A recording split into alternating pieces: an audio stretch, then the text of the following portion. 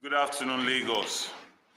I start by once again thanking Lagosians for their courage, for making decisions based on hope and resisting fear that the ruling party tried to put in them. They came out in spite of all of that, and they showed remarkable courage. And I want to thank Lagos for that. Our message from when we first started and still till today, both His Excellency Peter Obi and myself, has always been about empathy, love, good governance that is both open and accountable. Yesterday, I spent my day visiting victims of today's state-backed terrorism and violence. From Abule Ado to Surulere to Apapa to Ikeja, I met with young men and women that had bullets lodged in their chin, in their face. Just as about to come and take a seat here, I was told that one of our polling agents from Ward K1 in Trade Fair just passed away. I saw people with lacerations, cut all over their body, young men with fractured legs that we had to pay over 800,000 for their surgery.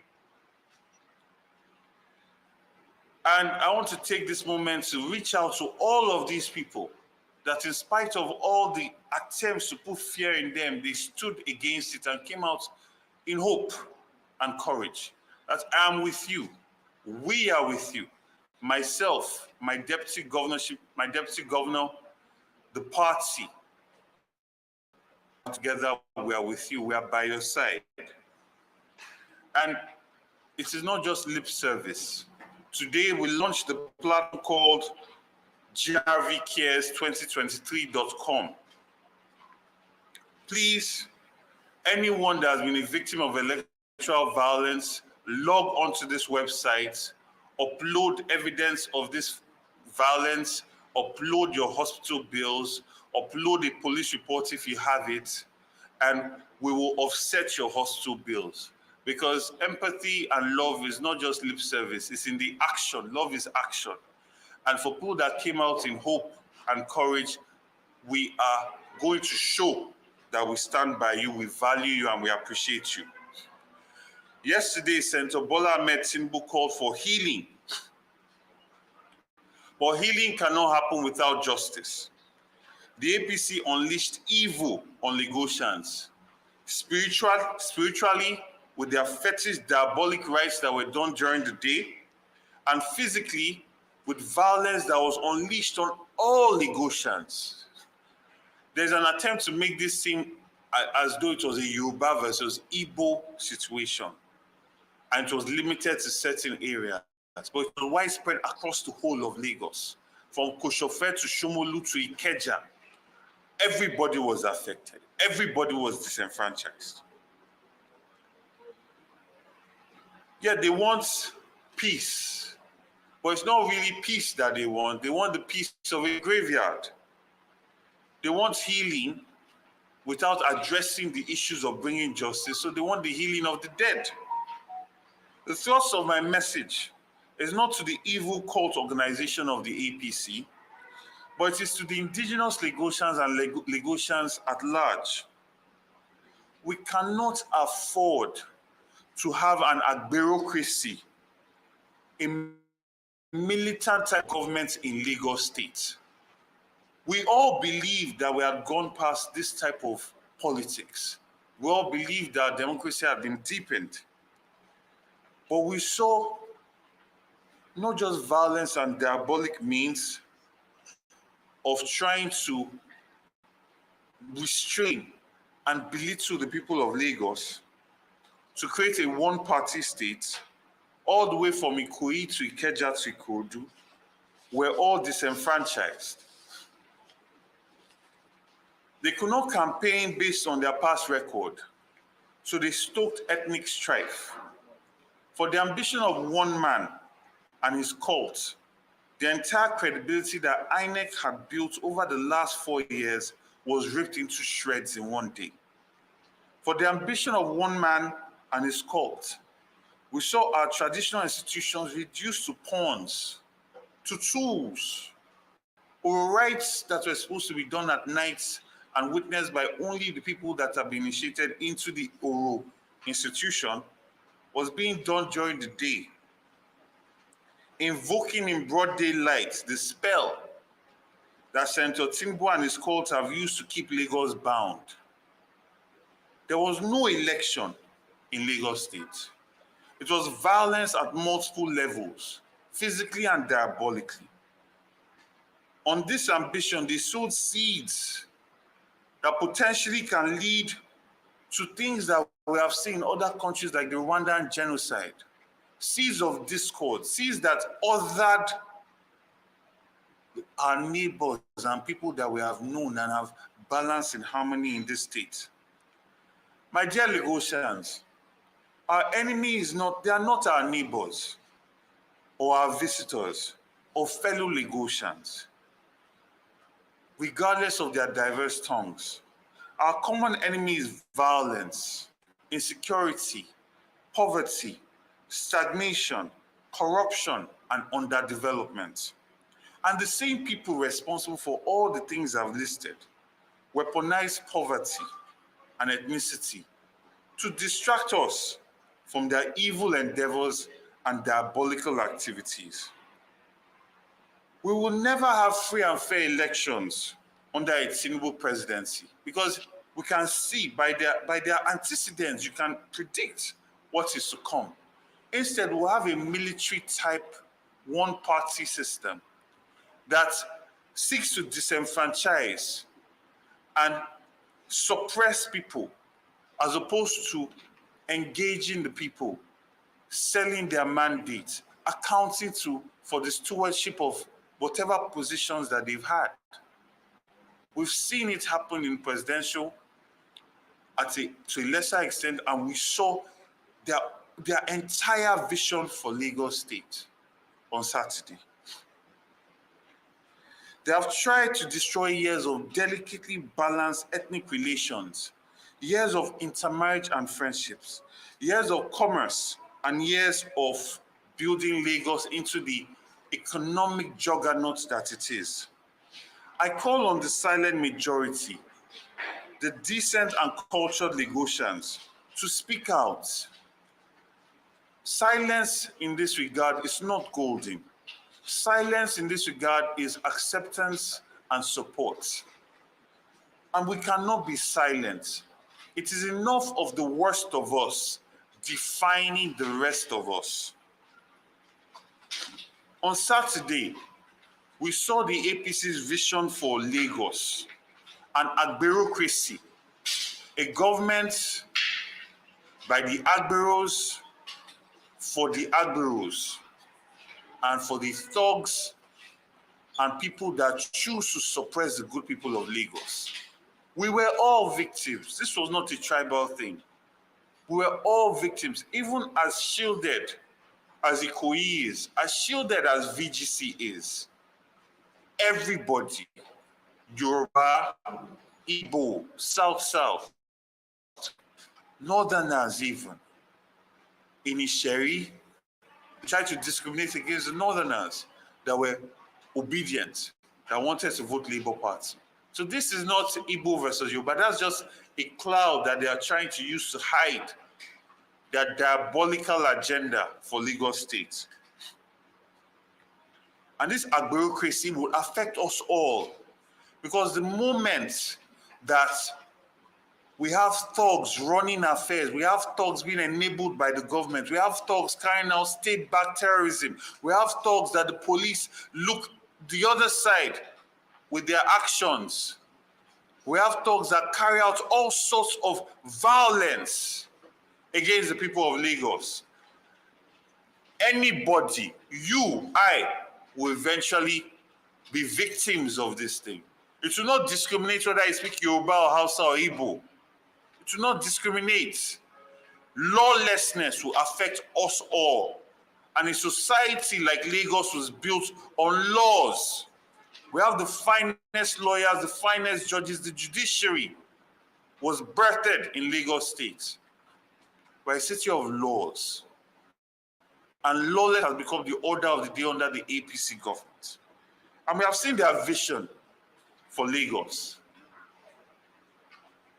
And we are going to fight it through all legal means, because now more than ever, Lagos is in desperate need for us to birth our Lagos.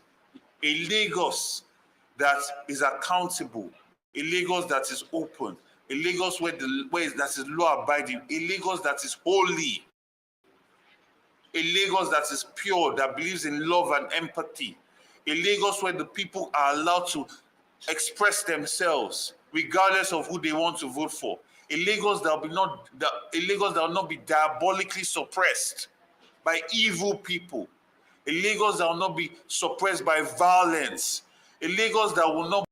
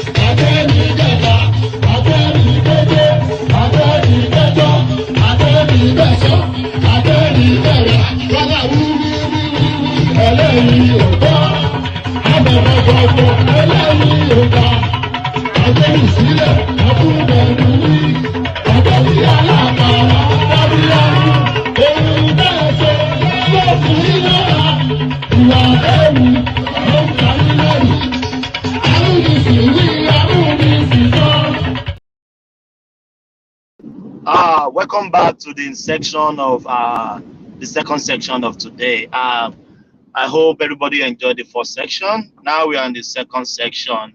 I hope this section will be maybe be short because we have only few people on the screen. Babati, do you have Babati? Babati. I don't think we have Babati. Babati, are you there? I'm somewhere here, sir. What's going on, Thomas? You saw? Yes, yeah. Do you have War Peace? War Peace? We don't have War Peace. I will replay the. Let me replay the song. If you don't have anybody now we can shut down. People said they still want to continue the section. Let's play this.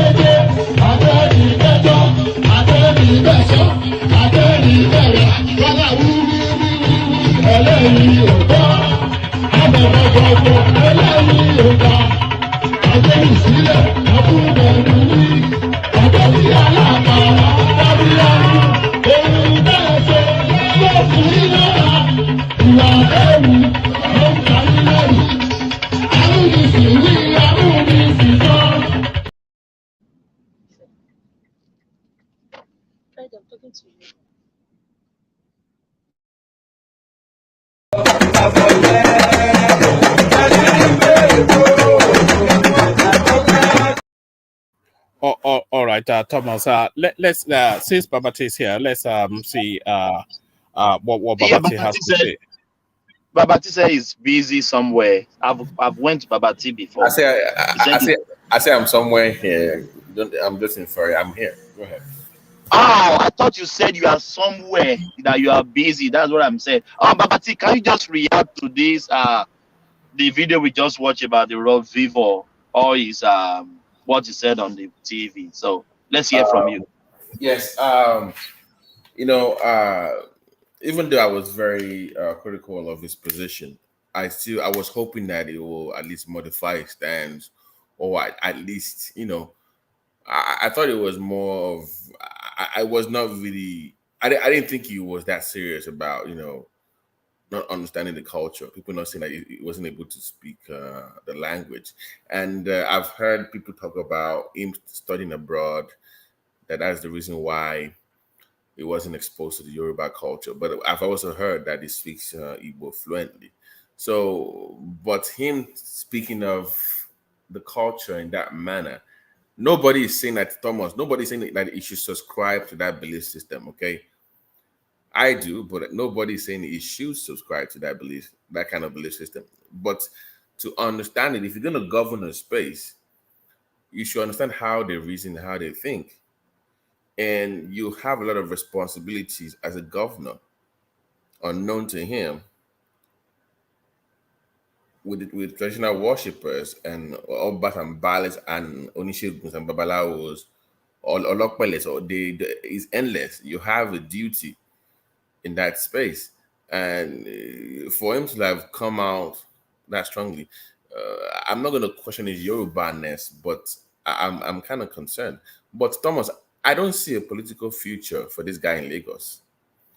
I think he just sealed his own political future in Lagos, in my belief. That statement that he made today, I think he just confirmed what most people, Yorubas in Lagos. But Babati, you are a prince.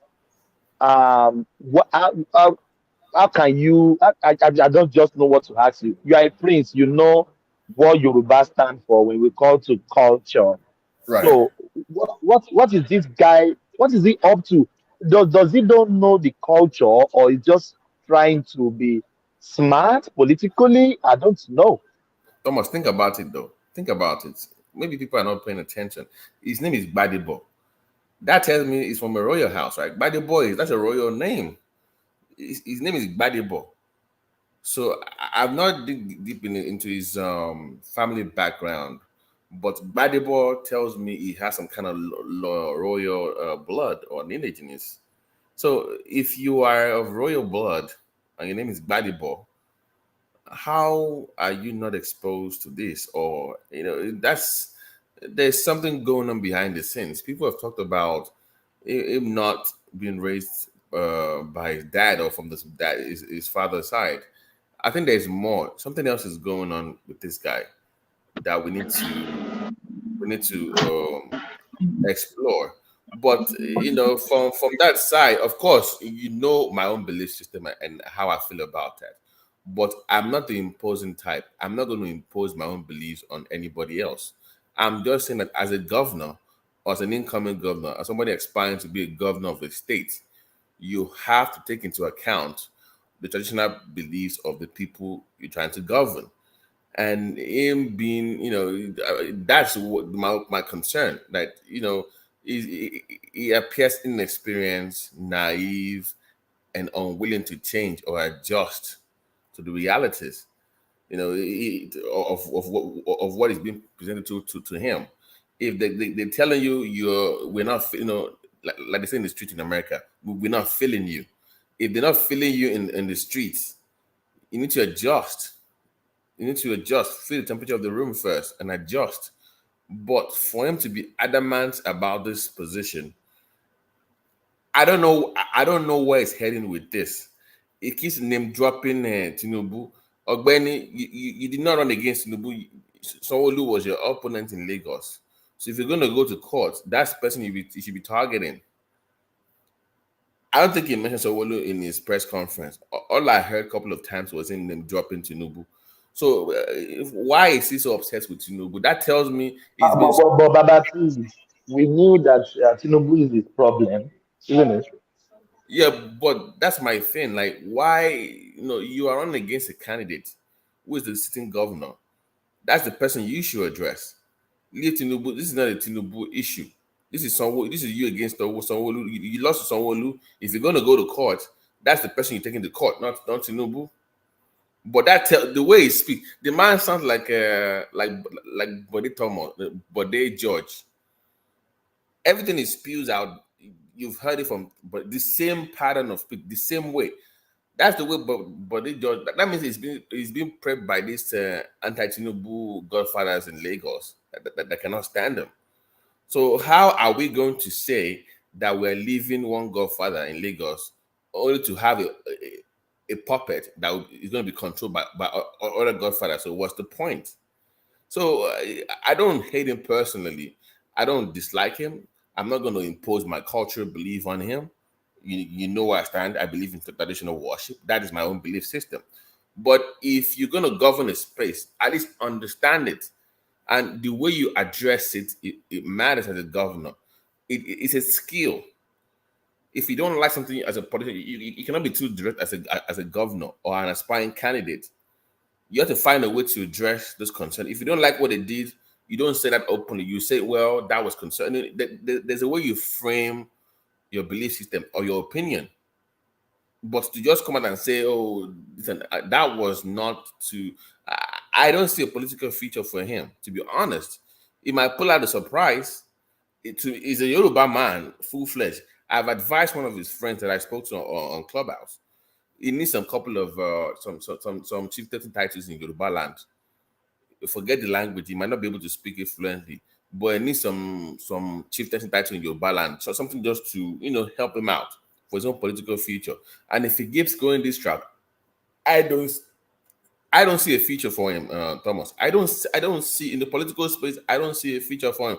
Forget the ethnic. Okay, let's even forget the ethnic issue, tribal stuff for a second. Let's put that aside. What Lagos got going right now, I don't think anybody wants that disrupted by a newbie that wants to experiment on it. Sure, it might have a good heart, it might have a good plan, but to be honest with you, like I've said before, Nigerian political environment, continuity matters.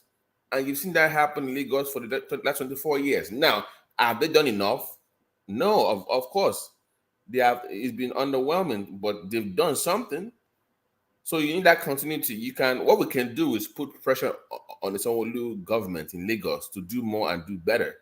But to just stop that to start over again. So even politically, to me, I prefer for them to have it the way they have it now. But now we, the people, also have to understand that politics is not a game you play every 4 years. But Sanwo-Olu has won. Fine. No, we need to start putting pressure on people in government. That's the way it works.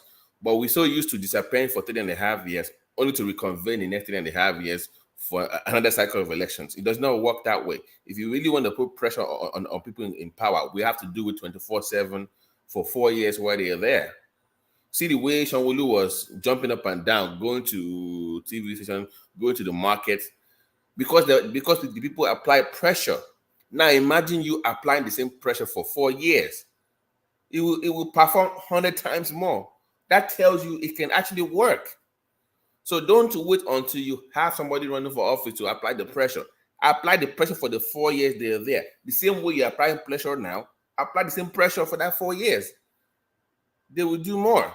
So that tells you that they actually listen to you. They will take you serious.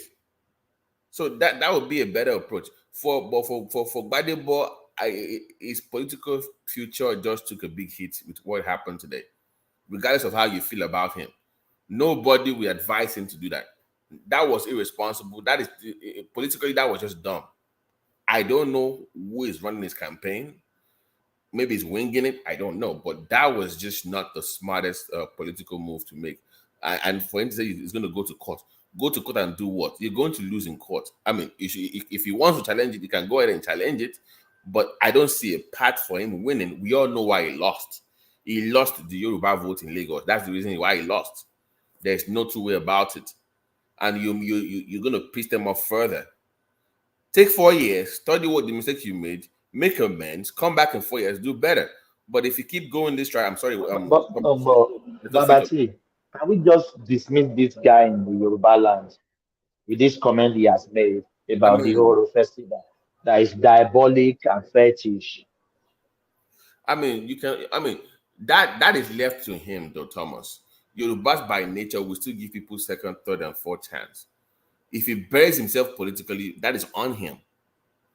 So I'm speaking like if I were to be his campaign manager, that's where I'm. So what I'm saying is, if I were to be in his political campaign, running his campaign, what I will be telling him. So that's the way I'm coming from. As somebody that is looking from afar, of course, it doesn't look too good for him, but he has to make amends. He has to do more to align himself with the Yorubas or the indigenous of Lagos states. I heard earlier that people, was it Chris or somebody was talking about, it has a different worldview, or it does not see things the Yoruba way, or it has like a Gen Z or a woke viewpoint. Well, that is good and wonderful, but you don't have the numbers. Who cares about that? Who cares about that, Baba? No. It should care if he has the number of votes, or the number, if he has enough numbers that subscribe to that kind of belief system in Lagos, then that will work. But that tells me that he probably didn't do his research very well, because if you're relying on a youthful vote that is very woke, that they don't have enough numbers to get you the votes in Lagos. People are still largely conservative in Lagos. So that tells me that it was not paying attention to the voters. So Lagos, forget the old metropolitan crap that they've been feeding you guys. Lagos is still largely conservative. So, and if you want to win the vote of the conservatives in Lagos, you must play ball.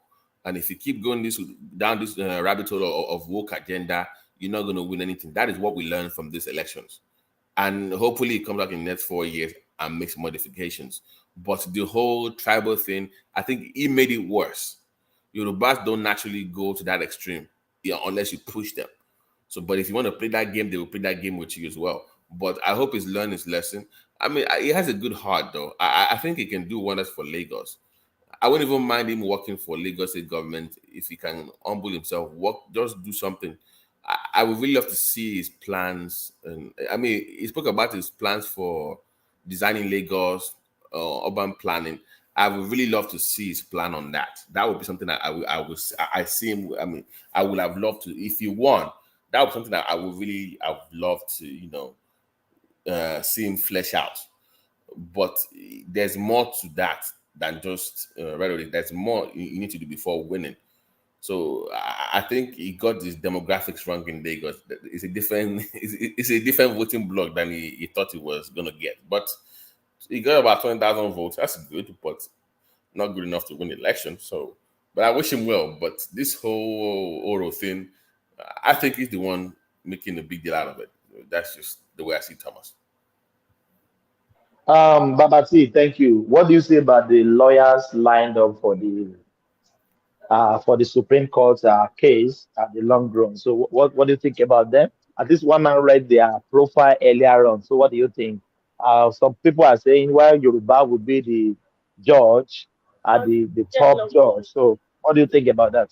Thomas, can we get to a point? Hopefully, we can get to a point where somebody being a judge and where they come from would not matter anymore. That we just say it's a judge, your credibility, your expertise, your experience, you will do the right thing. That should be the Nigeria that we should say something like in the nearest future. So somebody from Lagos, even if they are from Lagos, we should believe that they should be able to do the right thing, regardless of where they come from. That would be the Nigeria I want to see in the future. So I don't want to fit into that narrative of them not being fair because they come from a certain part of the country. They are Supreme Court justice, for God's sake. That means they've gone through the grind for years. So let's hope that they can be objective. But I don't want to fit into that tribal narrative. Is it going to play a factor? Maybe, maybe not. I don't have evidence to back that up. But I'm hoping that they will do the right thing. For the Tinubu campaign, the only concern they have is that Shetima Senate bid thing, the double whatever they call it. That would be the only concern I have. But everything else I've seen so far, I don't think that Obi has a case. But if they can find a way to make a good argument that Shetima still has his name on the Senate form somewhere, and he never quit that, and he was also the VP on the ticket, that would be an angle that they can use. But with the way they are talking on TV, him and his VP candidate, I have doubt that they're even serious about this case. They might do something. But Babati, they are in court now. Why is this still traversing all media around? Yeah, that one is a head scratcher, Thomas. To be honest with you, I don't know why they are doing that. For public, I don't know. I don't get the whole idea behind it, but it does not make any sense to me. But if you have obedience that would justify that, I want to listen to why they think that they are doing that.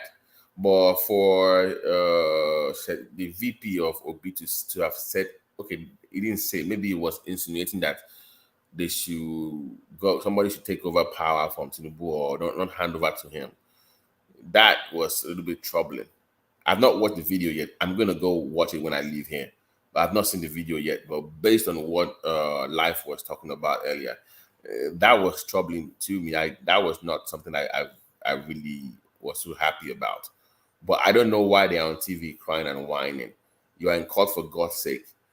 Let's flesh out this case first, and we can go from there. But this whole public propaganda, I'm not buying into it. But once again, Thomas, I'm hoping that the judiciary will do the right thing, regardless of where the Supreme Court justice come from. Let's have a positive mindset that they can actually do the right thing. So I'm not going to dwell into their tribe or their agenda or their religion. That should not play a factor in how they decide the case. Thomas. Babati, what do you see about them telling us that Tinubu has been rushed to the clinic in London? So, and the Tinubu Thomas, scammers came to debunk it. Let me He went to rest. let me shock you for a minute. Let me shock you for a minute. I'm not defending the obedience, but it's understandable that they have the concern that they have. Even if it's a rumor, I am not going to dismiss that rumor. Dude, we were here during the years of Yaradua. We were here during the earlier hours of the Buhari government. So let's not dismiss their concern. So it's not because you think maybe they hate Tinubu. That's not necessarily why. It's because we have antecedent. We've seen this movie before. You see my point? So don't be dismissive of their concern. Now, they don't have proof, right? They don't have proof. But at least we've seen this movie before where they tell us, oh, the president is okay, everything is fine. So let's not just negate everything to being a bigotry or hating on Tinubu or because they're not happy about the result of the elections. Let's have an open mind to say, wait a minute. Just saying that he's good and hating is not good enough. We want to hear from the president-elect. And if Tinubu is really okay wherever he is, let him speak to Nigerians. I'm okay, I'm fine. We want to hear him on video. So don't blame them for that way, Thomas. We've seen this show before. Even I, I don't really like Peter Obi, not him, but the campaign and obedient, that space. I gotta be honest with you, Thomas. I want to hear from Tinubu now. Is he really okay? Thomas, it's not a matter. Forget politics for now. It's okay. It's okay now. He voted last week Saturday. No. I'm in healthcare. That was last week. This is today. Don't give me last week. This is today. I want to let him address us. The Tinubu. Okay, I'm okay. So I want to hear you say. I want to see you in video. But you can't blame me as a Nigerian now. We were here doing Yarabia. We are here doing Buhari early hours now. So let's not blame people for having that concern. Can I ask you a question? Because I heard you earlier ago. You said something is woke. What is woke about? What are you talking about? Something is woke. Oh, you mean by the book? No. Because I was talking to your friend, your life enigmatic, and it was talking about the demographic of his voters that it was banking on. I think it was Charles. And he was banking on the youthful voters, the NSAS movement, that he was hoping that they would get him into office. And I said maybe that was a wrong. He didn't read the room right. That they were not going to get him in. So I was just using work to just show that he read the room wrong. That was not going to win him the governorship of Lagos. So when I use the word woke in terms of not them deviating from culture, I said Lagos is still conservative, and they said he said that he doesn't think Yoruba, and Charles said he has a worldview of things, that the way he reasons is more foreign. According to Charles, that the mind thinks he's foreign, that because he was raised abroad, so his mindset is more foreign. And I said, wait a minute, if you want to govern Lagos State, they're conservatives. So you can't have a so-called foreign mindset, which I would deem woke compared to Lagos culture. Having a foreign mindset would be woke, right, Spinner? Please, can you permit me to quickly put something there? Yes, go ahead, mindset. My mystery. No, go ahead. It's not a foreign mindset. It's not. If we call it foreign mindset, we are making a mistake. Call it primitive mindset of Nigeria. Not me. No. Wait. Let me put this one. Let me put it. Primitive mindset of Nigeria over their culture. Now look at the society. What is going on? People don't know what is respect. That's why you see this problem, Yoruba and Igbo, and it will lead to somewhere else. Cultural differences is normal. It doesn't mean other people are being offended. And when they express to you, we don't like this, you see it like maybe they are joking. Look, if someone is foreign mindset, you love tradition, you will love culture. I live in abroad, and I've lived in a country where festivals, cultures, that if we want to even call it primitive, but they don't miss it once a year. They do it because it brings a lot of tourism. It reflects whom they are and whom their ancestors was. Christianity did not stop. It is this biblical one-man church that destroyed Nigeria today, and a lot of problem lies ahead. I pray for Tinubu to be well, and I pray for the judiciary to do the needful. Whether they give it to Tinubu, they give it to him. The problem that we are facing today as a country is becoming very big. How can he call a culture and tradition of Lagosian that they are ancestors of the land, therefore has been practicing for years as a what the kind of word he use diabolic or something like that? Why should it be so? I am a Christian. So, okay, it's okay. Then okay, you should look at this situation critically. I have been to so many platforms because of this issue, and I discovered that, my brother, this division is big. Any platform you ask also Igbo, they don't see anything wrong on their own side. Any platform you also see so Yoruba, you will see some anyway, like the way you are talking. I see the way you question where is Tinubu now. On their own, they will not do that at all. You will see Yoruba, at least you see one person, either Yoruba or close to Yoruba, will now say, no, Yoruba is not right on this aspect. Yoruba is right on this aspect. Their own is one side. I know it's what I received, my brother, but try to convince somebody that let us limit these things. It's going to affect all of us. The person was so annoyed. It's not annoyed for a Yoruba person. It's annoyed for these people. He said, why should I come into his program? And he was once with them when Kanu was brainwashing people. My brother, you see the Kanu doctrine, is the most poisonous thing that has ever happened to these people. Let me tell you, I want to be frank here. This issue that is on ground is not only in Nigeria. Outside Nigeria boundary, this particular set of people are having serious problem with other nationalities. They are having it. It's real. It's just because we don't want to hit it at the name. But I pray that this government should create an avenue. Let them address this issue once and for all. If anybody want to go, let go to referendum. Let people point to where is their country, the country they want to create. Those who want to join, they can go and join. Because the way it is, it's like you are holding somebody that is not willing to stay with you. And if when you even analyze it, somehow you are even favorable to the person. Maybe he doesn't know. Or maybe if he is favorable to you, let him do it. Let's have some things. These are issues. And then if we are to remain one, there are boundaries. You can't come to all these videos they were making, insulting Lagosians. That is, I want to take people's land. I don't see these people taking it like serious. I keep on wondering. Is it not because Fulani want to take Igbo land? This video you're talking about, excuse me, my friend. This video you're talking about, yeah. Who are these people making these videos?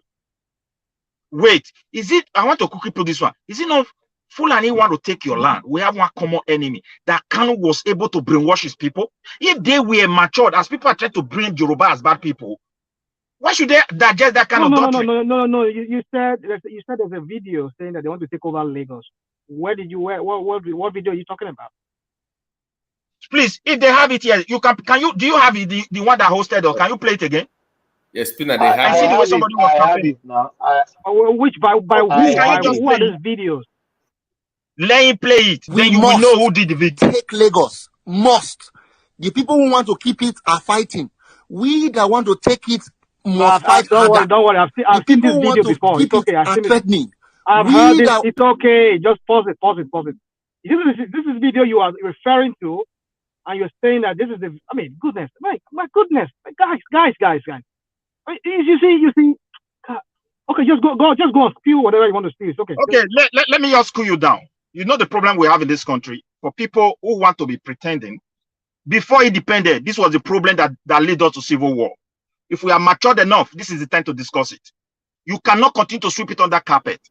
He has killed a lot of people. He has destroyed the country. Hold on, Midwest. Apologies. Yeah. Rational mind. If you understood that clip differently, then just say it. Don't. This is it now. You keep saying that spinning, but if you understood that clip differently, then you can put your own inside. Yeah, thank you. Yeah, rational mind. Finish. I will come in when it's my when I have time. Rational mind. You know what I'm referring to here. Listen, when you see a problem, every country that progress, they don't sweep any problem under the carpet. When it comes to they address it. They address it and they get solution to it. Nigeria love to sweep their own under the carpet. Before independent, Amadou Bello, I can remember when I was in JSS1 then. My uncle was a secretary in University of Benin. So when these people were at Tony Naro's speech, all those things they type, he put them together. So I read when that man said, you are coming, we do country together. But we have differences. You said we should put the differences aside. Why not we discuss these differences so that we know them?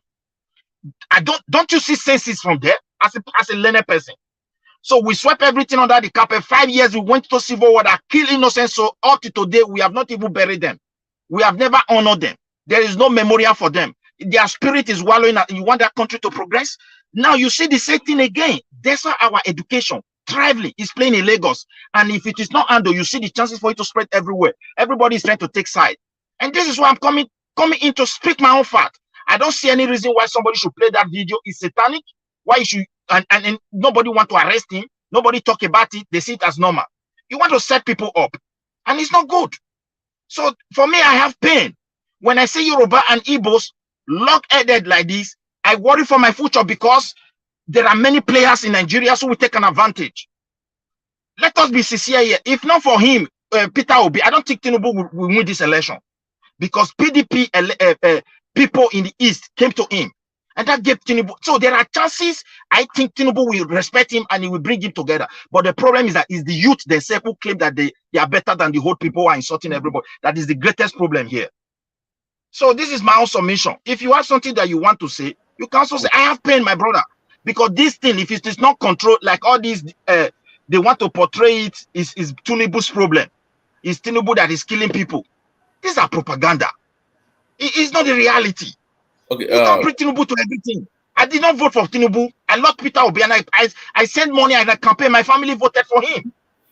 Okay, but when I see all the way they are narrating these things now, I'm so worried. Because if Yoruba and Igbo could not get through this, just forget. The Satanists are going to suffer irrespective of tribe.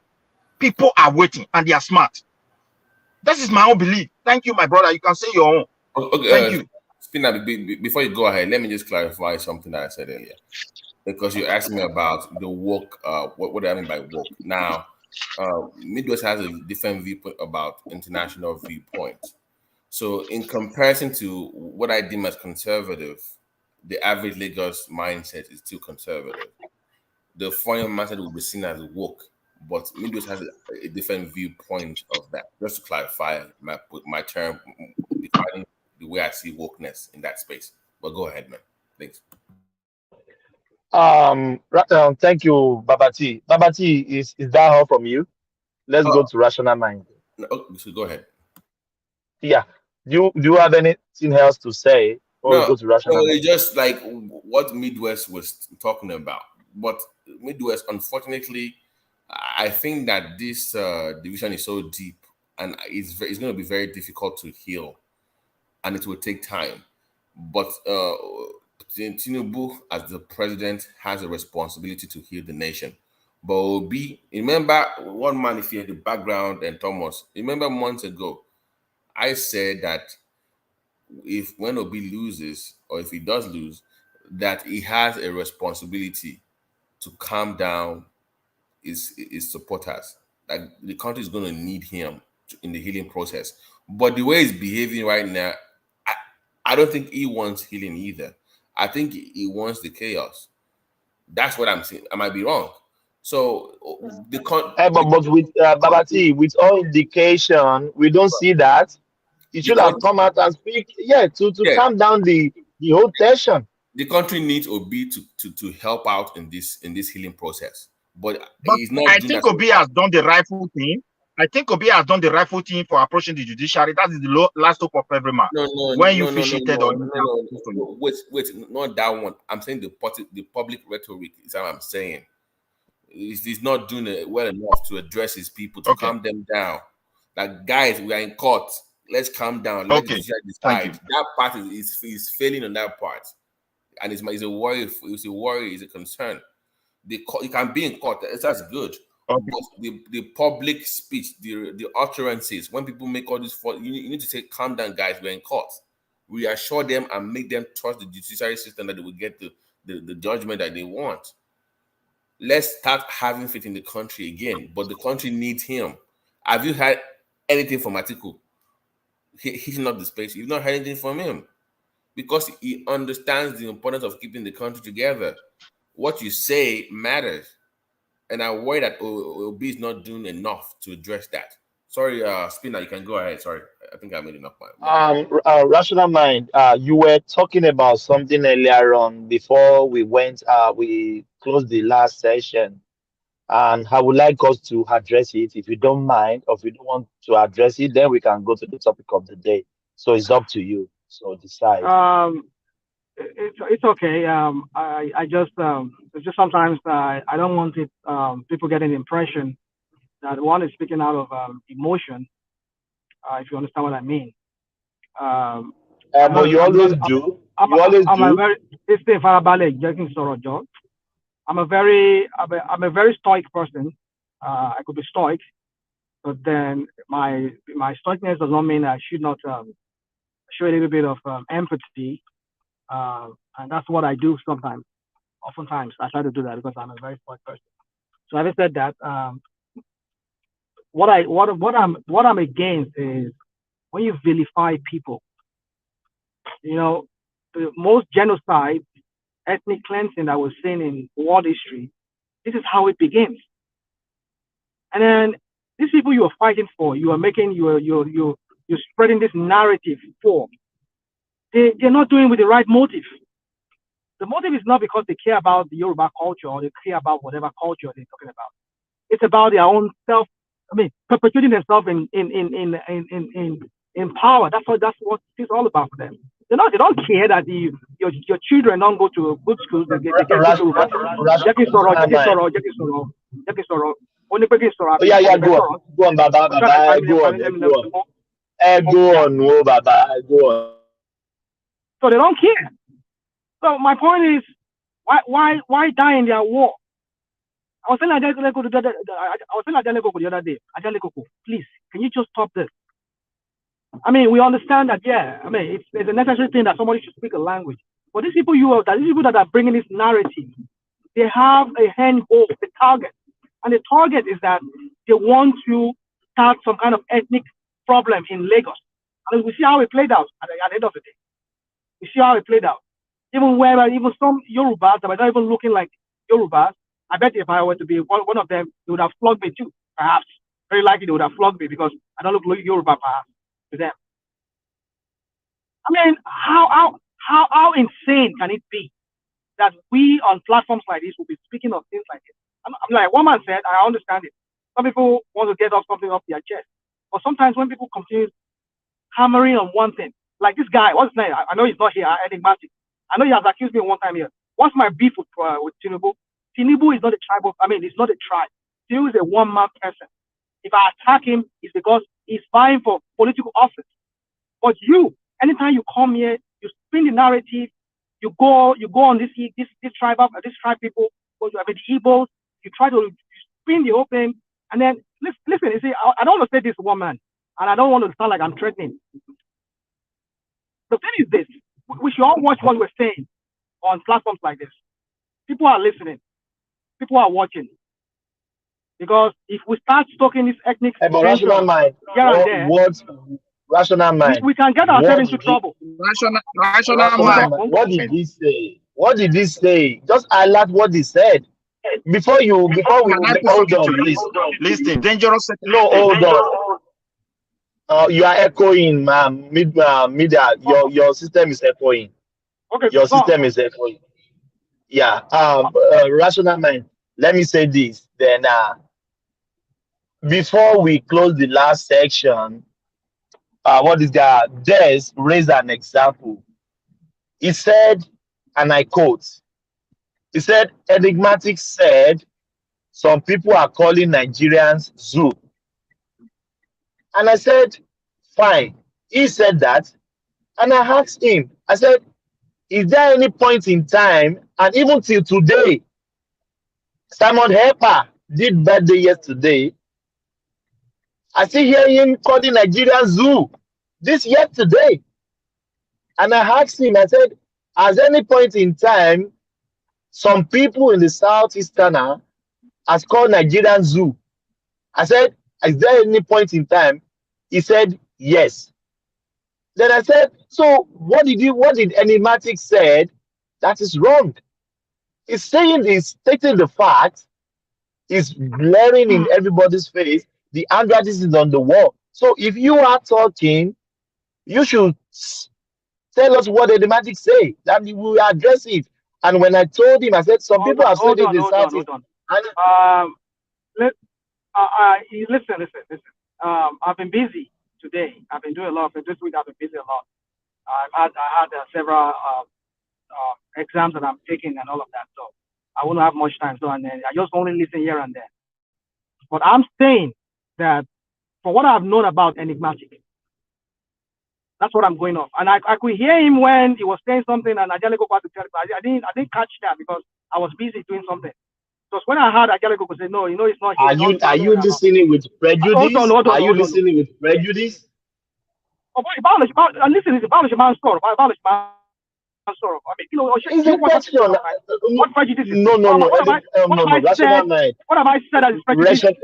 What is prejudice? Rational mind. You make a comment. No, wait. Mongo. You make a comment now. You said Enigmatic said something, and Ajalikoko tried to push him back.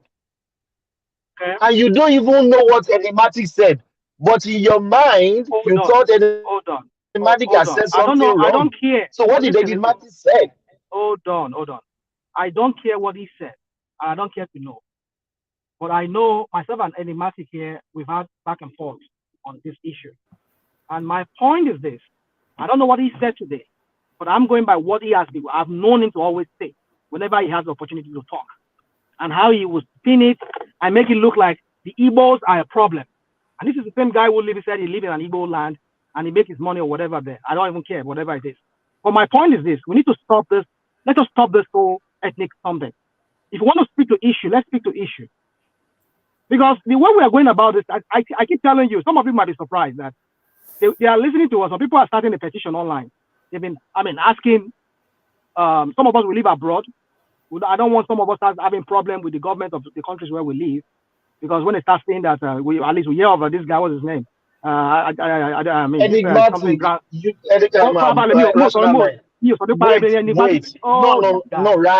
I will not take that. Go on. Wait, I will not take that. Can you state the point? What did Enigmatic say that is derogative or that is bigotry? Or you can't be talking in parables. You are not Jesus Christ. That's what I told Des before. What did he say? Mention it, then we address it. Please. All I just said now. You know what?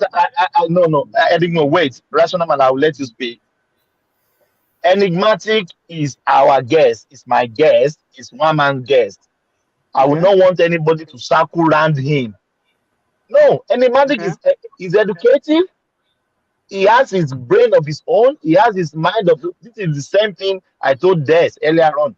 He has his brain working, functioning. He's educated. I can say Enigmatic is even educated than me.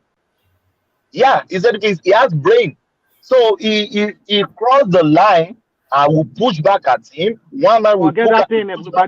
No. Don't tell me with this bobo. I'm not here for you to be telling me this. Let me just say something. You are not stating the fact. Hold on.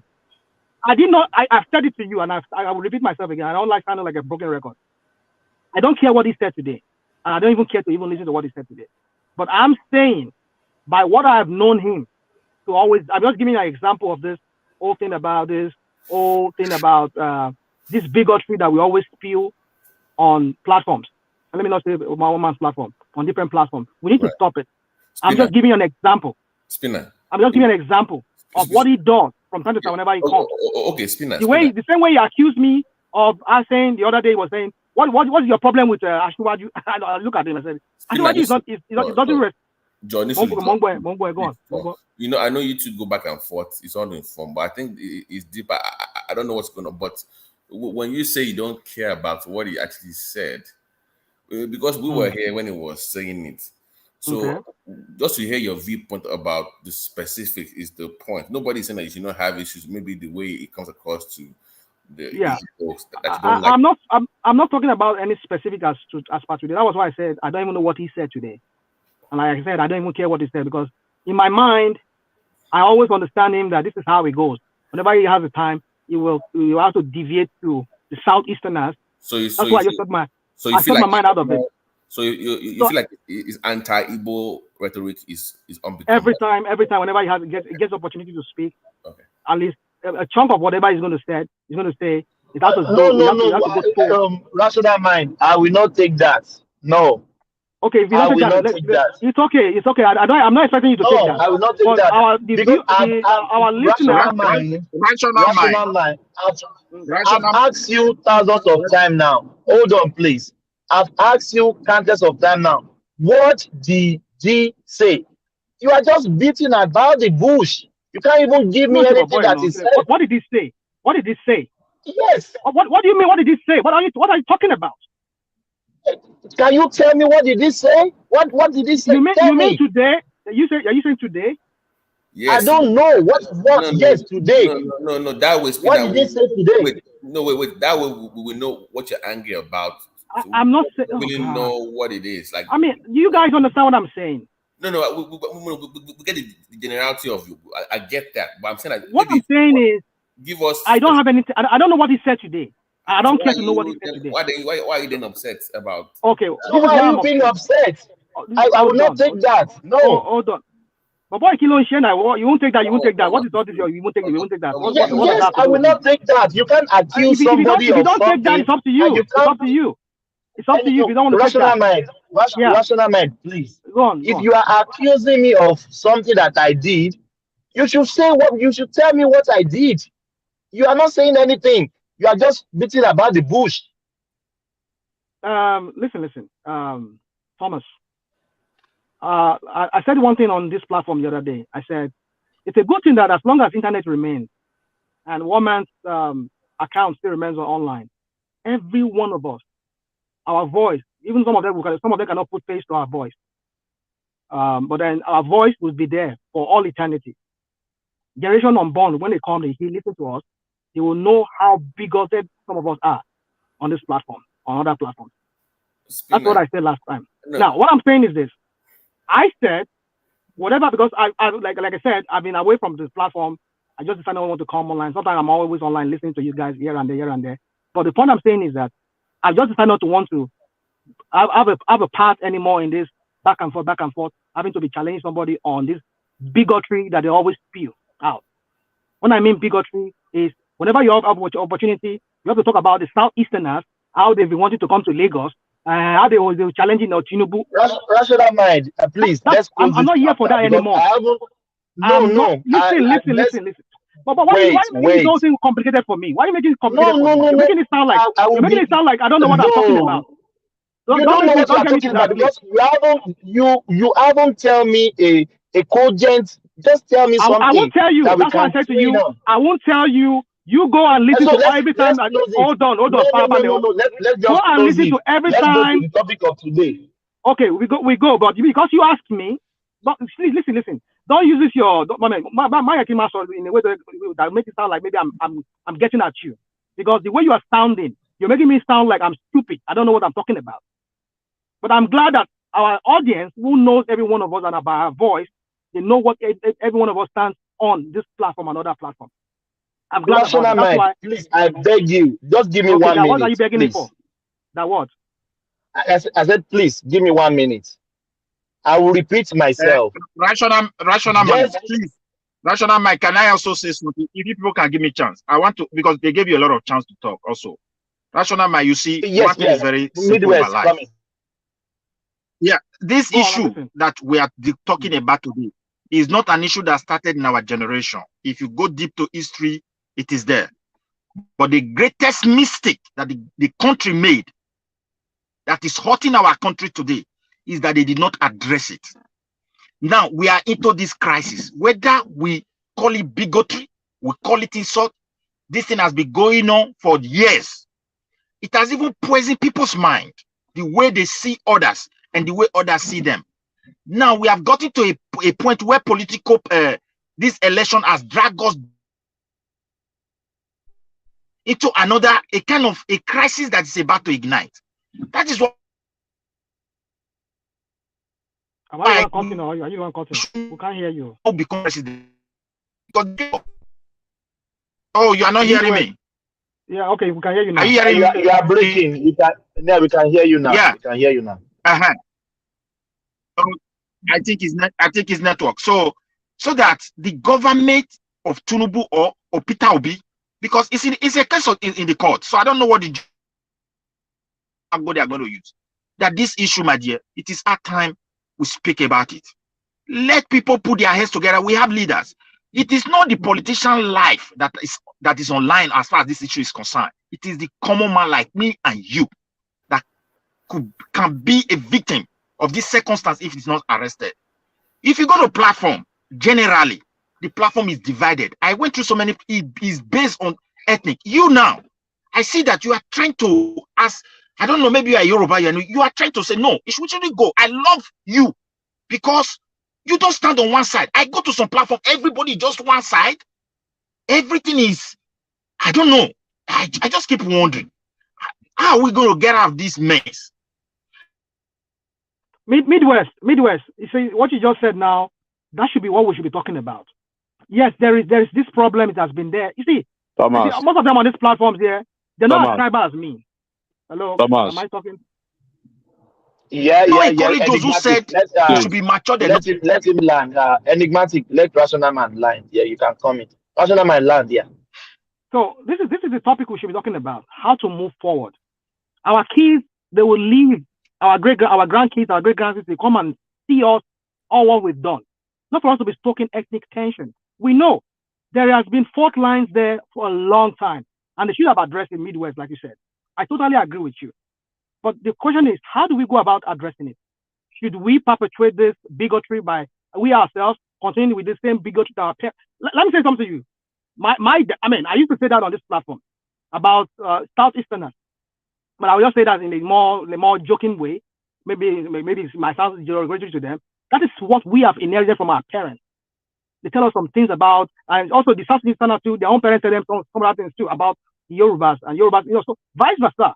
So it is not for us now to continue perpetuating this hatred or whatever it is that our parents or whoever back then they've had within themselves. It's not for us to be doing that. And also we can see that these politicians, they're not using it to so as just to perpetuate themselves in power. We should stop that. That's my point. Not that every time we have to talk. I mean, if I talk about Tinubu or I talk about Atiku or Obi, I will talk of them as an individual, not as representing a tribe. Because when I start going tribal, that is when it's now very clear that I'm a bigot. I'm trying to be more really, really a bigot in this sense. No.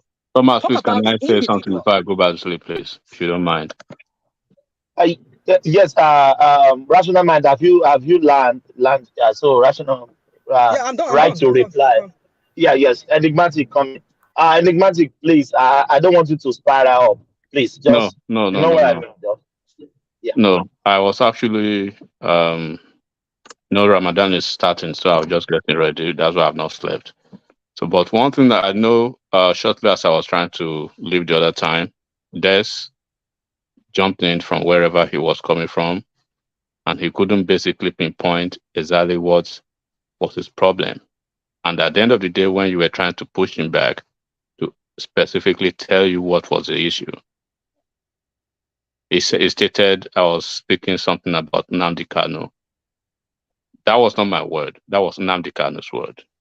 So whatever I say, they should go and face Nnamdi Kanu and deal with him, not me. I was just basically paraphrasing what he said.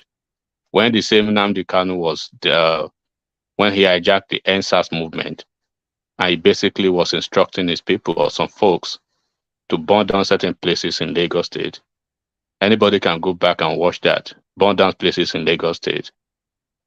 To go find someone and kill someone and kill some individuals in Lagos. Where were they? What did they say to that? So there's nothing I say that when you go back, you will not find it somewhere. Did I lie about the fact that an elder statesman, a supposed elder statesman from Anambra State, Chukwuemeka Ezeife, he came to the TV and he said there will be no Nigeria on May 29 if the president-elect was not sworn in? What was he doing with that? What kind of language is that? But if it was MC Oluomo, you will see it on all social media. You will see it on Gistlover. When you go today to Dr. Damages. Today not, you will carry it. Let me just land, right? Because everybody want to come over here sometimes, foaming in the mouth like a leprosy dog. yelling enigmatic every time. But they do not speak to the fact. I speak to the fact, and I will refer you back to where you can find these facts. If I'm lying, you can find them. I've given you two different facts now. Thomas. Okay? I've given you two different facts now. Yes, I'm hearing you. So I've given you two. Can you hear me? Thomas, I've given you. Calm down. Sorry, Thomas. Sorry. Can we moderate the language? We can have the conversation without excessive language. You heard me speak right now. I didn't Okay. insult. Thank you, one man. I'm guided, and I noticed that. So yeah, I'm confused, guys. I'm confused. Like, what is exactly like? What are Babati, I was here speaking that's why I'm trying to bring them back to everything I said. There's nothing I say.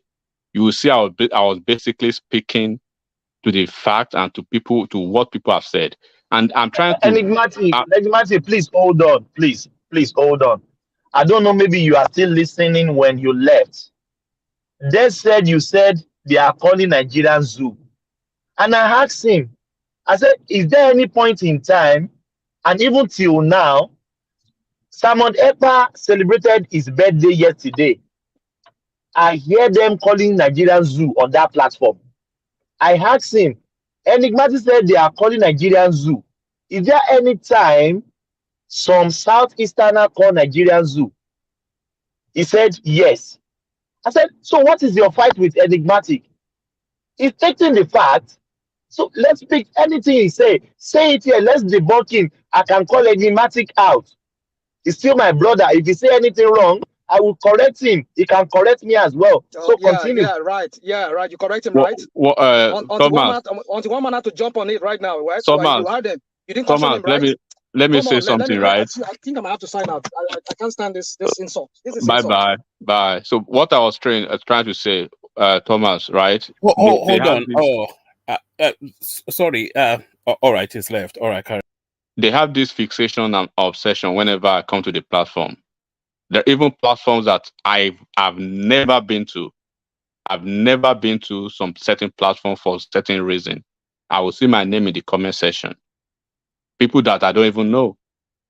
When you go to some certain platform today, you will see the panelists and you see the audience. They no moderation of languages or the tone. I saw the way they basically embarrassed Kulata over the weekend. I saw the way one guy, Franklin, embarrassed one man himself. The languages he used on one man, it was not moderated. But when you do it to them, or probably there's a situation that it flips, they are the same people that want to tag every international institution. Look at what I was just telling you now. Are they facts or innuendos? Okay, Ondi, can you do me a favor? Can you do me a favor, a big favor? And one man, if you're listening, please, because just talking in generalities without being specific is kind of bugging me. If you can maybe have a show on the national mind, and you will moderate them so they can be specific on the issues that they have problems with. We can go one by one, so I will just be there listening. So because this thing has been going on for a long time, but nobody ever tells me what is the issue. So if you can have both of them on screen and you can moderate, so they can have a debate. So we know the specifics of what they really are, because I don't honestly get what is going on. Babati, let me just be clear to you. First of all, I do not have that time with them. Number two, I know what they are doing. So let me tell you one thing. We can see from this gubernatorial election, right? What they don't like is when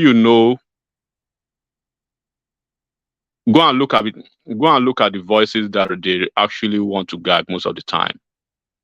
If you've lived within them, or probably you know the space, they know you know a lot of things and they don't want you to speak. When you see them, right, look at what happened in Lagos. Oluomo made some statement, very wrong, right? Very uncouth, and nobody should actually approve of that statement. But it went viral because it happened in Lagos. It went like wildfire. But I'm telling you, an ex-governor, an elder statesman, made a statement, right? They were quiet. Good. Oh, Lagos is burning. Lagos is dead. Fire. There was a fire. They attributed it to state government, to Lagos state government, to Tinubu, right? The same fire happened in Anambra 2 days ago, in Abia State 2 days ago. Did you hear anything, one man? Did you hear anything, Babati? Quiet, because it wasn't Lagos. There was the day that fire happened in Lagos. 24 hours later, similar thing happened in Borno State. Quiet about Borno State, Lagos State, all over the place. But what you're really saying is that these folks cannot be reasoned with. That's what you're really saying, that no matter what you tell them, they will not reason with you, which is a waste of time, even dialogue, having a dialogue. God bless you. And then they like to paint a different, they like this hypocrisy and double standard. When it happens in an area where, okay, look at what happened now. I'm giving you examples now, right? And I'm giving you scenarios. Right. So now look at what happened in the gubernatorial election. Lagos is bad, Lagos is bad, Lagos is bad. This. 24 hours, the election was out. Election was done, collation and everything. It took them 3 days up until now. Enugu State, it took them, Enugu and Abia State, more than 4 days before that could be done. Imagine if that were to be Lagos. What would you be hearing? Oh, Tinubu, oh, someone. You know what? You understand what I'm saying, right? So they want to attribute everything bad into a certain area. Okay, people died in Lagos. Show us one person that died. But when I went back to check, the flashpoints were Delta, Rivers, Abia State, Enugu State. Are you aware of the fact that no high profile or no politician died in Lagos or in anywhere in Southwest in the whole of this electoral cycle by virtue of? I think one APC chairman was killed in the Southeast. Okay, hold on. I'm just trying to build a point in the whole of this electoral cycle. But in Enugu State, right? Oyiboshuku, he was murdered. A few days to the presidential election. What did they make it viral? No. Imagine if that had happened in Lagos. And then I think what actually riled them badly was when I was speaking about the Ashinedu, right? Two weeks ago, they were pushing that guy, shoving him down the throat of one almost all Lagosian. But just 2 days or 3 days after the gubernatorial election, I was trying to flip the coin for them. Now, there's an opportunity for you guys to use this guy as a Labour Party candidate in Anambra State. What is bad in that? What is good for the goose should be good for the gander. If you guys thought it was good for Lagos State, then it should be good for Anambra State. You hear what the guy said. He was basically rationalizing why he wasn't or it shouldn't be good for Anambra State. So you actually wanted to put, he actually used a certain language that they do not want. I forgot. I think you commented on it, Babati, when he said it, that in Anambra State probably will push him to there. So in other words, you want to push him to us, but you don't want him because you see the deficiencies. So when you put all these things side by side, because my thought process, my mind is always different from the kumbaya mindset that they have. Once again, I can challenge you, Babati. On Saturday, this weekend, there will be another session, right, on Dr. Damages. Go and listen to it, and you will see the direction of their conversation. Now look at what is happening. Hondi, that's my concern, that when you live in this echo chamber for so long, we used to make fun of them like it was funny, but it is now metamorphosing into something bigger. People actually believe this. It's becoming their own reality in that small world where they are now acting based on that impulse, where they will hear something from that echo chamber and they act on it. That is a concern to me. I worry about that. But they shouldn't try. They shouldn't try to subject that echo chamber mindset, right, to control the narrative or the mindset of. I am highly educated. And I told you I've lived in every places, among all the regions in Nigeria.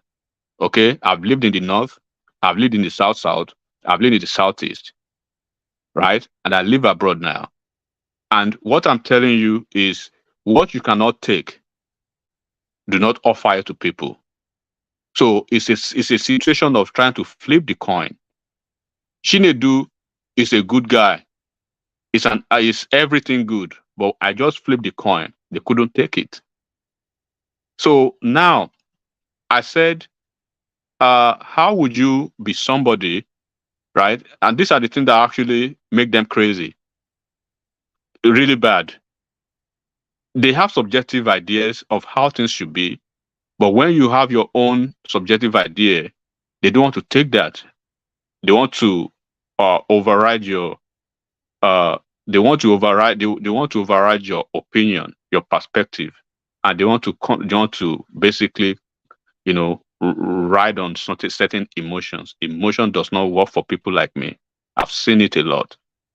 Now look at what they are peddling around all the places now. They say, okay, before, when you say, oh, now let me give a typical example that they don't like either. A lot of people, they can make fun of other people, other politicians. Oh, Atiku is a thief. Oh yeah, everybody will laugh about that, right? Tinubu is a thief, no problem. They say Tinubu was dead. He's been flown abroad for medical reasons. Is this and is that? We will laugh about it and we'll move on because we consider them politicians, right? We do not have bone in their cases. So when you say, oh, Peter Obi's wept, then they will say you are being a bigot. Why do you hate Peter Obi? So what is special about him? Is it better than Atiku? Is it better than any politician?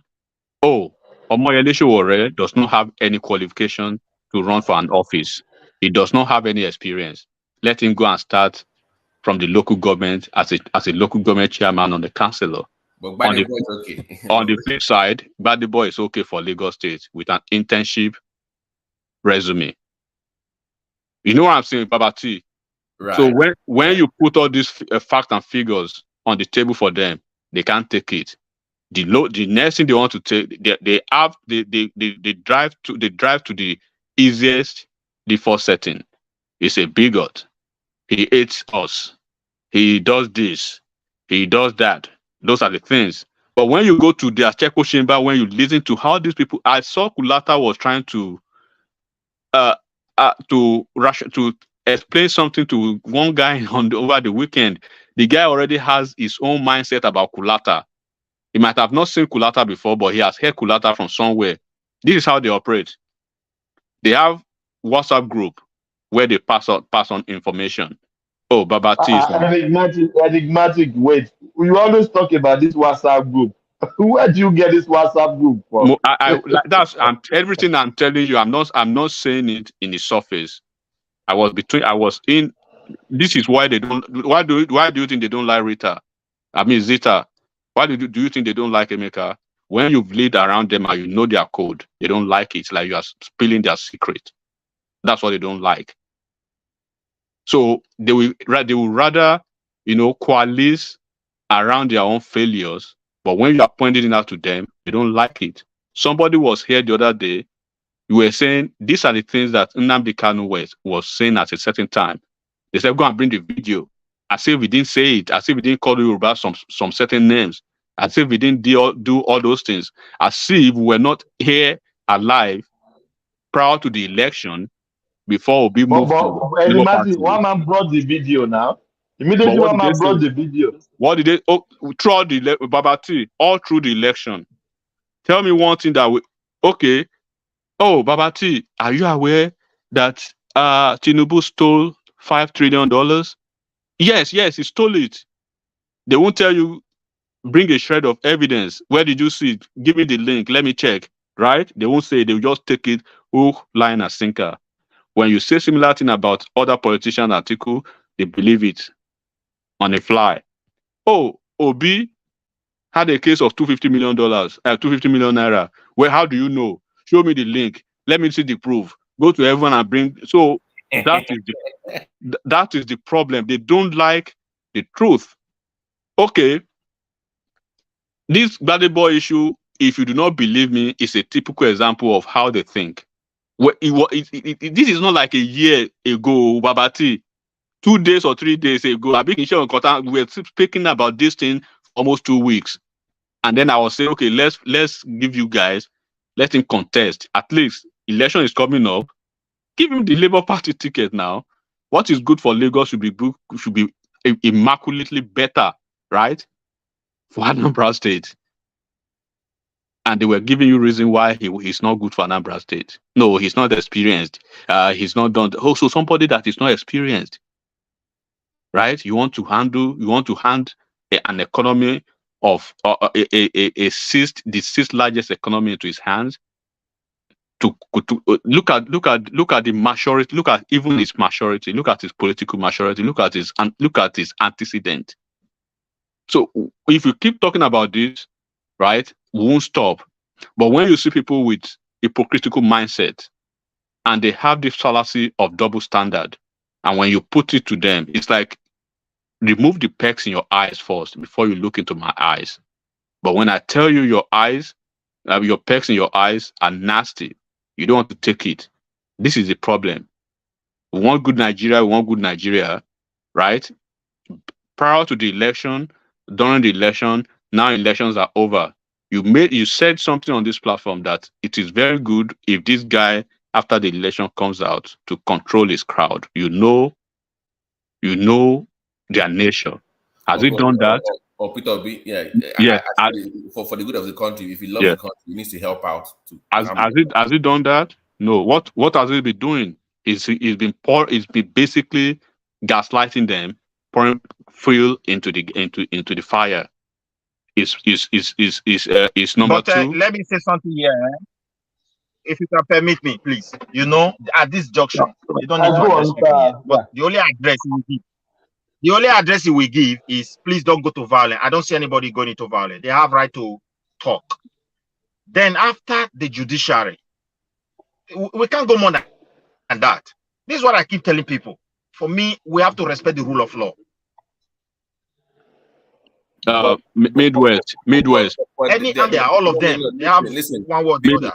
Midwest. They're already saying that even the court is biased, it's going to be partial anyway. Yeah. They're already setting the court up to the narrative up for whatever happens. If they lose, they're already setting up the narrative that the court is partial, it's not going to be fair to them. They're already setting up that narrative already, which is unfair to the court system itself. How can you be telling that the court will not be fair to you and they yet to even hear the case? See, my brother, whether the judiciary is fair or not, their own what is it called? Judgment is final. You can't go more than that. I know. So if they are not fair, listen to me. I'm saying in their mind. That's why I say the only way that they can everybody have win. That is their mindset that they can only be fair to them if they win the case. That's the only way that the court is fair. That's the only way they see it. Yeah, I expect them to be. I expect them to be positive that they will win, but they have to prepare their mind that this case is before a judge, and once the judge speak and those team of judge, it's a game over. Let us accept it and let's move forward. That is my point. You see it now. No. My dear brother, if anybody is not prepared for that, the military is there, the mobile police is there. The police is there to make them to understand that it's a game over when the judge speaks. That's all. Let everybody go and do whatever they like. Wait. They already have this victimhood mindset already built in. That's the problem that I'm trying to let you understand. That Babati, let's listen to this. Yeah, let's listen to Babati, this. Rain your judgment, oh God, upon Tinubu, his wife, and his children, and his entire lineage, in the name of Jesus. Amen. Render your judgment upon the camp of Femi, that stupid, idiotic lawyer. Rain it upon his household, in the name of Jesus. Jesus. Thomas, stop that thing, please. Stop it. Thomas, stop it. Okay. So Thomas, how stop can it. you? Okay. Okay. Oh my God. Thomas, wait. Thomas, now Midwest. How can you reason with that kind of individual? You can't reason with this kind of individual. See, he's long. One thing I want you to monitor. I also talk to one man. I want to tell one man. Midwest, hold on. Midwest, hold on, please. Hold on. Babati, if I have to speak to this now, right? If I have to speak to what Thomas just played now, right? That is a platform, right? And then this is it. I believe you understand. You know that voice, and she's always in a certain platform, and that platform, right? They do a lot of nasty things, but when they come to this platform, they want to choreograph, right, and direct events on this platform. But it's not that we are stupid. It's not that we are dead. We go to those platforms, and then you'll be listening. You'll be looking at them. And then when they come over here, they want to actually champion the cause of how people speak on this platform. And I challenge everybody. What is it? I am very measured in my statement, and I understand everything I say. What I will do to you, what I will do on this platform every time is I like scenario-based conversation. I will tell you this is what is okay. If I can make a comparison now, have you ever seen me pray on anybody on this platform like this or call anybody out? Have I ever said Babati frontally to say you are this is who you are, or anybody? The max you can see me do is directly address those politicians, and I've said it on this platform. If I direct any statement to any politician and you take it personal, I care less a huge. To whose is God, I don't care about that. That is your problem. Yeah. Because the politician is not your daddy, neither do I know that the politician is you. Not paying my bills. Right? On the way, can I ask you a question? Okay, I want to say something, if you permit me, my brother. You see, let's hear from Midwest. One thing I want to say. It is actually Midwest. We need to start searching our heart to a point that we have to apply high level of intelligence. This is one of the most complicated issues. If we don't manage it, very hurt all of us. Because why? Politically, everything, it is going to derail a lot of things. We cannot undermine it. So let us not act like them. We were not raised like that. We don't reason like that. You also have stupid people within your own tribe who behave like this. But I think we need to change. Because if we want to use, it's in Benin parable, they said, don't scratch your body the way it scratches you, or else you will peel it. I think that is what is play out here. Everybody understand that there are some element of people who can no longer control their emotion. Let them not drag everybody into that kind of something. Because now we just have to wait, preach peace, try to form even better team more than this, that we say this is an issue, please. They swept this issue under carpet, 5 years, because it created civil war. We don't have people that want to die. I don't pray for a situation whereby in Lagos, I now see Yoruba people holding cutlass, hunting for Igbo holding gun, this one holding gun, and you don't know whether your mother is even the opposite side. May God forbid. But however, we are human beings. When you are pushed to a level, you can act. We can also deny that. So let us, at this election, we cannot die for it. Everybody have right to take a side, but I think why are you always looking to the Midwest? Settle down, Midwest. Settle down. Why are you always printing the extreme scenarios? Nigeria is nowhere near any of these spaces that you describe, and now that the elections are over, things will settle down. It's almost certain that it will. Woman, this is my concern. I feel like Obi might be losing control of the obedience. That they are becoming their own cult that might not be able to handle them post the court ruling. That's I worry about that. That even if it comes as I said, let's calm down, whatever. They've grown wings. They've gone so big as a movement on their own that they might not even listen to me anymore. And I worry for that space, woman. I do worry. No, I worry for the space too, Babati. But I think Obi, he has it within him to manage that space. So, and I think the last opportunity to manage it is this court case. So he has to start to sensitize their minds that in the courts they can either win or lose. So it needs to start to ratchet back the language, because the language is still too high coming from him. So it needs to start to build up to wherever the judgment lands, which is not likely to land in his favor, only because we know that by antecedents, they don't overturn presidential elections in Nigeria. So you know what they will say already. The case was you already know the narrative posted. You already know. You see it coming. They're gonna say, oh, the case was not fair to him, blah blah blah. But he has to, like you said, he has to come out.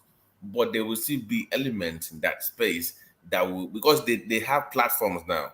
Look at what someone just played us. That woman, her. Don't let me mention her name. She's all over the place. She used to be very small before. Very little. She comes here, goes to other place. Now she's in that space. Now she's one of their queens. Now she's a major. So she's now having her own like her own followers now. That they are following her now. She's building a movement. Next thing you know, she's going to have her own platform, and before you know it, she has her own echo chamber, and it snowballs from there. So these people that are creating these many echo chambers all over the place, where they are forming core personalities that build followership and keep echoing this sentiment, and it's very dangerous for the country, and that's my worry. All right, Babati, let me play. Also me. Sorry, go on. One man, I just I'll be leaving because I have to go prepare for Ramadan. It's starting today. Before you go, let me play you something that will maybe douse the tension a little bit. Watch this.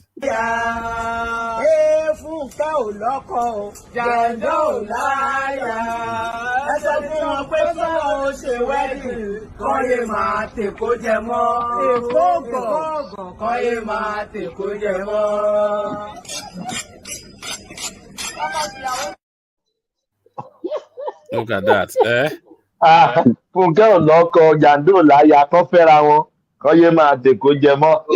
Let's our non-Yoruba listener. Let me just interpret that. He's not married. They said Funke Jennifer, he doesn't have husband. The Jando, he doesn't have wife. So they should just get married. They should stop deceiving Lagosian. So that's the meaning of that song. Those people, those ladies are. Babati, Enigmatic, give us your last, so you can go and have your Ishinu. Or is it Ishinu or any money food? Sorry, Enigmatic, are you not meant to be peaceful during Ramadan? Yeah, that's why you see me being peaceful. Is that not the whole idea? It's actually peaceful. It's very peaceful today. It's actually the fault. But you know why actually, because I was basically doing some other things, but somebody called my attention that somebody is yelling my name up and down. So what? I was hoping that Spinner was going to come and give us specific, but he said, I don't want to bring you in. No, I was just thinking, this place is going to be scattered tonight. No. Thomas, let me tell you something. When you see when you see people throwing stone at a certain tree, they say the tree has what? It has some fruits, right? When you see Zita come to the platform and they keep at a point, like I tell you, they go behind, they speak, they talk, right? Oh, there's a lady on the 1 man show now, Zita. She's always doing this. There's nothing Zita says over here, right? That is not factual. But when you see people who are basically averse to factual issues, fact-based matters, right? Des came over here. It took you almost 10 minutes. 10 minutes. You were asking him. He went to the tangent of biblical tangent and talking about some ecclesiastical stuff. At the end of the day, he landed on Enigmatic, right? Rational Mike came for almost 30 minutes. He couldn't say what Enigmatic actually said. categorically. What did Enigmatic say? He said, "Oh, every time he comes over here, I know he does this, he does that." What did I do? I was putting things together. If I'm wrong, face me with it.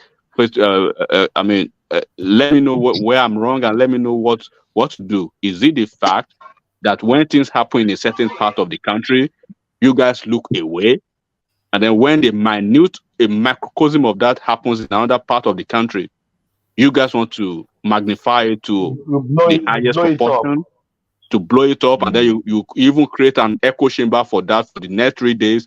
It's going to be a talking point. Do you think people are stupid? No. So, and I've said it. If that is the way or the technique to actually get some people off a certain platform, no, that is a very wrong thing. Because each time I come over here, I will speak the way I speak, based on fact, and then I'll paint my scenario. If those are wrong, come and challenge it. You brought 2 of them tonight.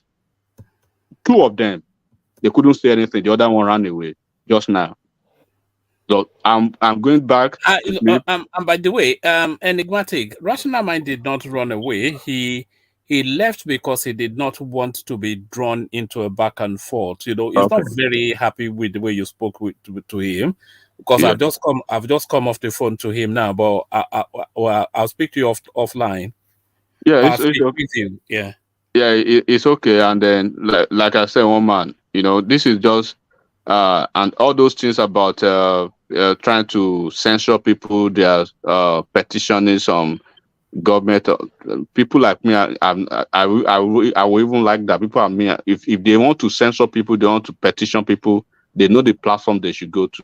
They know the propagandist platform. They know the echo chamber platform where they want to inflame Nigeria. Every time, Babati, I'm challenging you. Go to that platform on Saturday.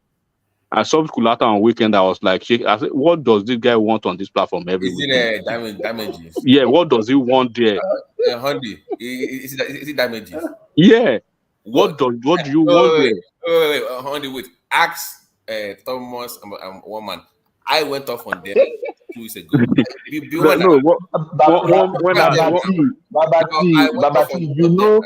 Babati, I will tell you where me and one man go there. You should know where we go there, why we go there. You should know now. That place is too. The abuse is out of control. That's my. And the guy, and then you see here, you can see what.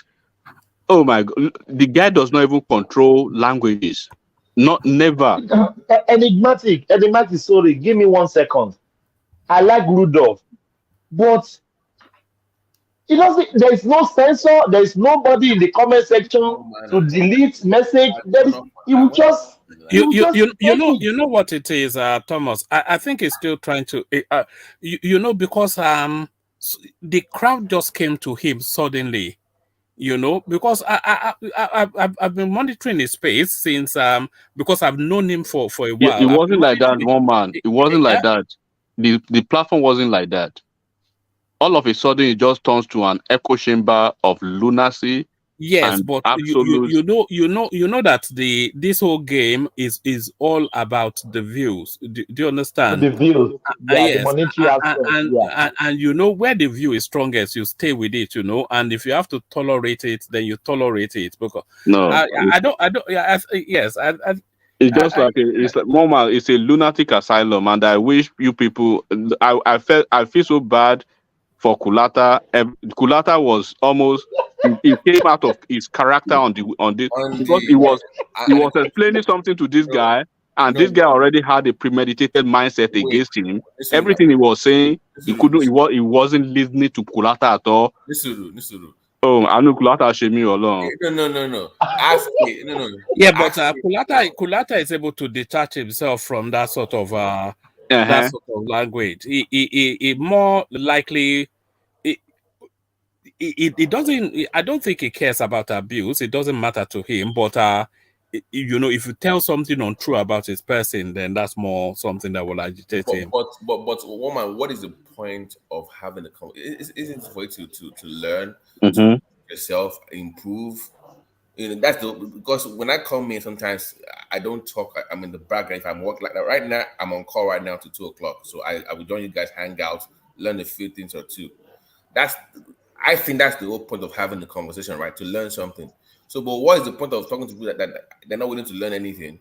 If you don't believe in them, they will abuse you. They were calling the guy terrorist because he does not show his face. And when he came here, I just called him. Him and one man and Thomas. I'm like, what are you guys doing? Why did you go there? They're like, I was pissed. One man, you can tell. I'm like, what is going on? People now? Why are you going? I know. I know you were not happy. You know, Omar, do you know the most? Do you know the most? Do you know the most ludicrous one that there was a guy that came? I think I stumbled on that video maybe 2 days ago. The guy was trying to present this egalitarian, men most of the time on the stuff, and then you can tell that he's so biased, tilting towards his people. I think the guy is probably is Franklin or whatever from Germany, and I think you asked him some questions, and he went off really bad. Oh, was it that one that I prodded at that then went? Yeah. I was like, man, one thing I just see, that you guys do not know a lot of you, and I don't blame you because you've not really lived in certain parts of Nigeria. You've not lived in. If you see people who have probably had the opportunity to live in certain parts of Nigeria, you will know how to handle some certain folks and certain conversation with them. What you are seeing, do not be surprised, because if you ask them, and I can say it again, if you ask them pointedly, tell me 1, 2, 3 that you are unpleasant with about what he says on this platform, they couldn't pick up one. But when they eventually struggle to pick up one, and then when you ask them follow-up questions, maybe more or less like cross-examination, is this or this? That is not my word. Go back to it. I can pull anything. There was the last time I was on there, just to, in fact, it was just a slow something. I just thought, let me just go and just mess around with these people. I wasn't even going there to really. I just wanted to, fool around and whatnot. Mm-hmm. And then some guy just launched at me as soon as I got there, and he said to me, "I have to stop what I'm doing, otherwise he will report me." I said, "Okay, fine. So what exactly is it?" He said, he said the titles that I use. And I said, okay, cite me an example. He said, the titles that you use. I said, of course I know the titles that I use, but tell me the one that offends you. And he says, you just must. And then he got into, those very frustrating sort of conversations. I just thought, I just thought it just the most ludicrous. And anyway, that's a nonsense. But why would you not criticize? No, let me just land this. Why would you not criticize the Peter Obi space when you see things like this? Watch this. Jesus.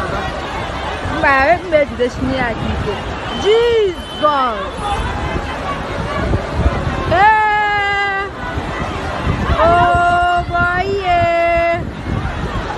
Oh boy, yeah. Sorry. Ala balando change the boy.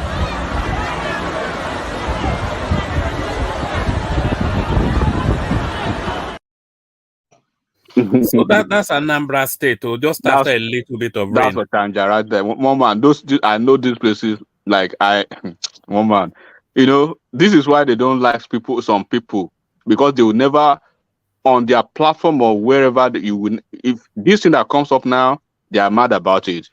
They will never want to let people see the go. Anybody can imagine if that was in Lagos. In Lagos, ask anybody how Okoko look like. There are some certain places that why are you talking to me like this? Your place is like more or less an urban slum. You should keep quiet. But that's not the conversation for today. But this is what people do not like. People are so averse to the truth, and then when they see people actually, close to the ground, letting them know what is happening, they don't like it. And I have to go now, man. Can I Let me go and play it. Yeah, yes. Thank you, Enigmatic. Yeah, good to see you, Oriola. I was gonna speak to this guy. Who is this? Don't worry about it. Who did you want to speak with? Did you want to speak with Enigmatic because it's about to? Yeah, I was gonna speak to him. You can tackle me if you want. Yeah, but be mindful of the language. I don't have to say that again. No. All right, I'm not. All right, go for it. What I'm thinking, because I try to like study people and try to see what people were thinking, but that's not the point. That's not what I'm trying to talk about. I understand like everybody, like a lot of people, especially the people you're talking about, they have something in mind, how they see stuff, which there's nothing wrong with that. Well, I would just like if we can focus more on, because we already know these things happen. So what is it doesn't start now. Yeah, it started like way back, like probably 150 years ago. How do we go forward from here? Because I don't think we need all this. We already know, like everything that you're saying that when you go to the airport, I won't lie to you. The way you guys will bring in facts is good, but we have to move on from it regardless. We have to know, because I think the election shows that everybody have, like, this is what everybody have in mind. Everybody's just hiding it. But the election bring it out of people to actually say what they've been thinking. So I would just like if we just talk about how do we move forward? What is the next solution from here, instead of just, regardless, this is what they'll be saying. Regardless, I don't think they will ever change their mind, because I think they have, like, the way I see it is more like somebody robbed them from what is theirs, and there's no way you can take that away. But let's look for solution. What do we do? Because in my own way, the way I see things, I feel like the foundation is bad for Nigeria. Like the foundation is definitely not a good foundation. So what do we do? What is the next move forward? Well, how can we, if we want to build this country, what do we do? Instead of focusing on them. Oriola, you tell us what to do. Let's start from you. What do we do? Let's start from you. Oriola, I was about leaving but I have to stay back because I think you were probably trying to direct that to me. But let me answer this maybe a minute before I move. What do we do, right? What should have been done is what you see the president-elect doing already. And you can see articles, body language, and cool mien so far. What do we do, right? The people that are doing what we shouldn't do are these same people now. Like I told you, they are vice presidential candidates. Don't worry. Don't speak to them. Okay. Just speak to what we have to do. Okay. What we have to do is, first of all, understand the fact that we have diverse opinions, and we are from the diversity in us is a fact that we can't basically deny. But we have to find a common ground.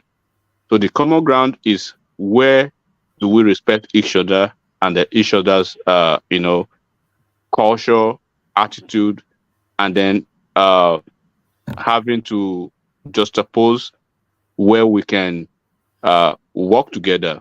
For instance, right? Right. When a team is preaching peace, do not try to turn the peace, right, as weakness, because somebody who is trying to preach, who is being liberal. Enigmatic, I think that's where he's asking you to move away from now. I think where you're going to now. Oh, okay. Well, for the future, the positive for the future is what he's asking. Positive for the future is just, I believe, the leaders have to. The leaders should speak in one voice. One, the leaders, even when they speak in a diverse voice, the followers should be responsible. And then we should understand the fact that if people can think that politicians are politicians, If we followers can hold ourselves together, regardless of what we think of our political leanings, right? And then we'll see ourselves as one Nigeria. Do not be a Nigerian when it is convenient for you. Let's come together to speak in one voice. If I have to be picking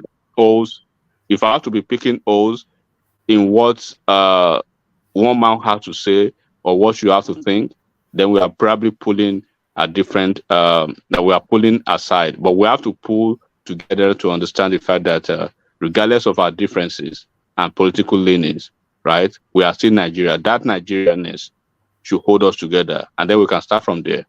That's probably the little way we can start on my own part. What do you think about? Thank you, Enigmatic. Yeah.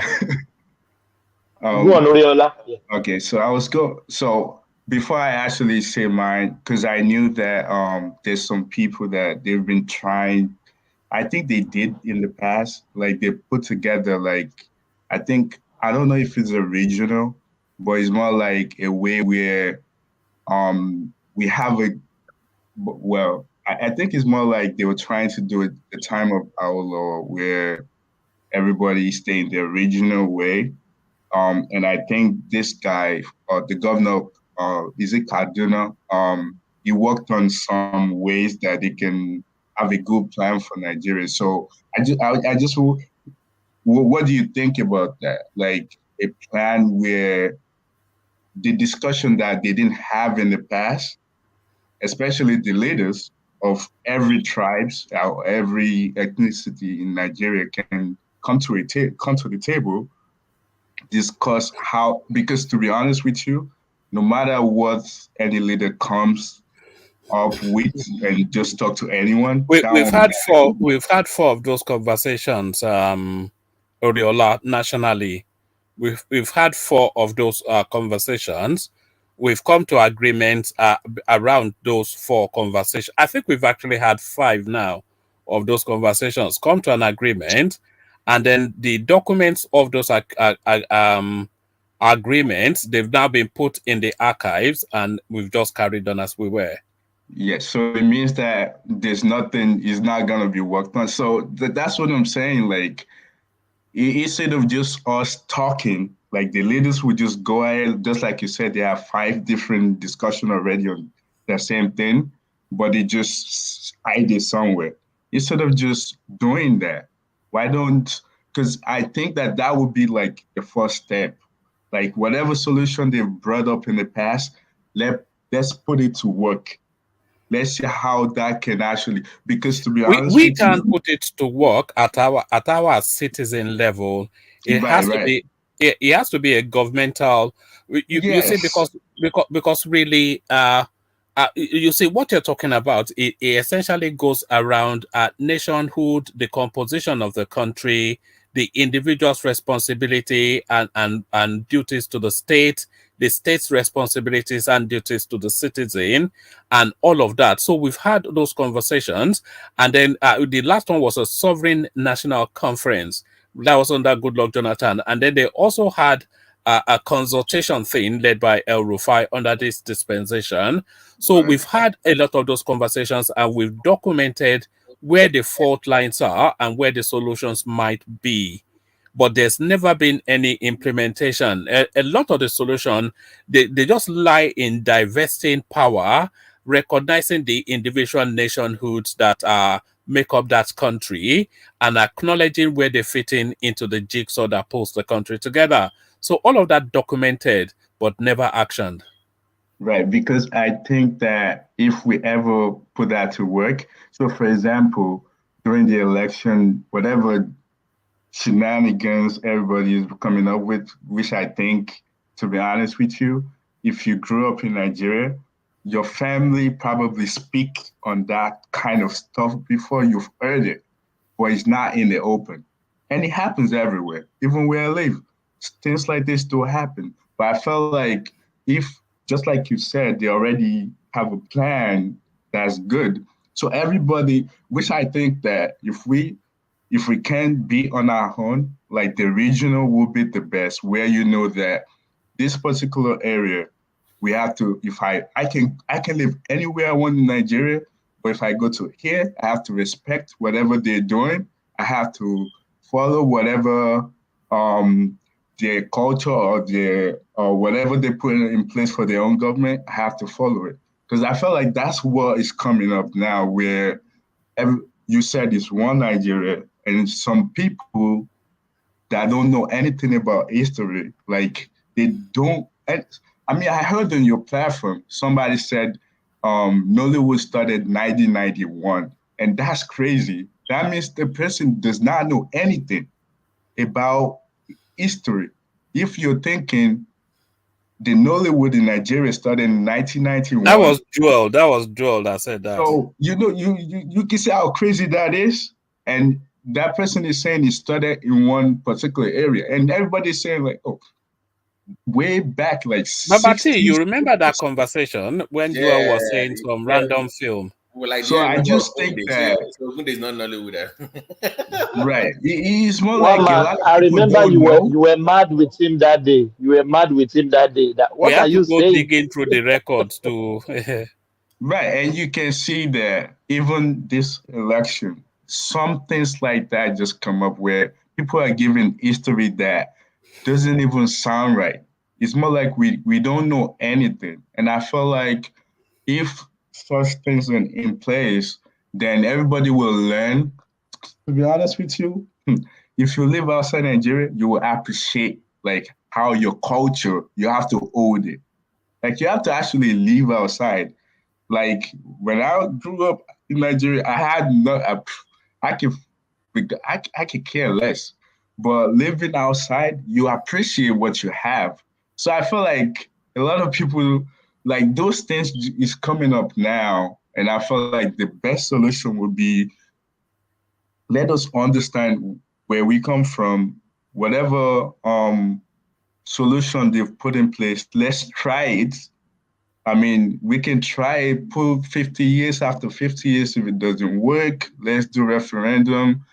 Those things, at least we're getting somewhere instead of just repeating the same thing. Because to be honest with you, progress of some sort are being made, but not at the pace that those progress needs to be made. Changes are taking place because even under this, probably one of the most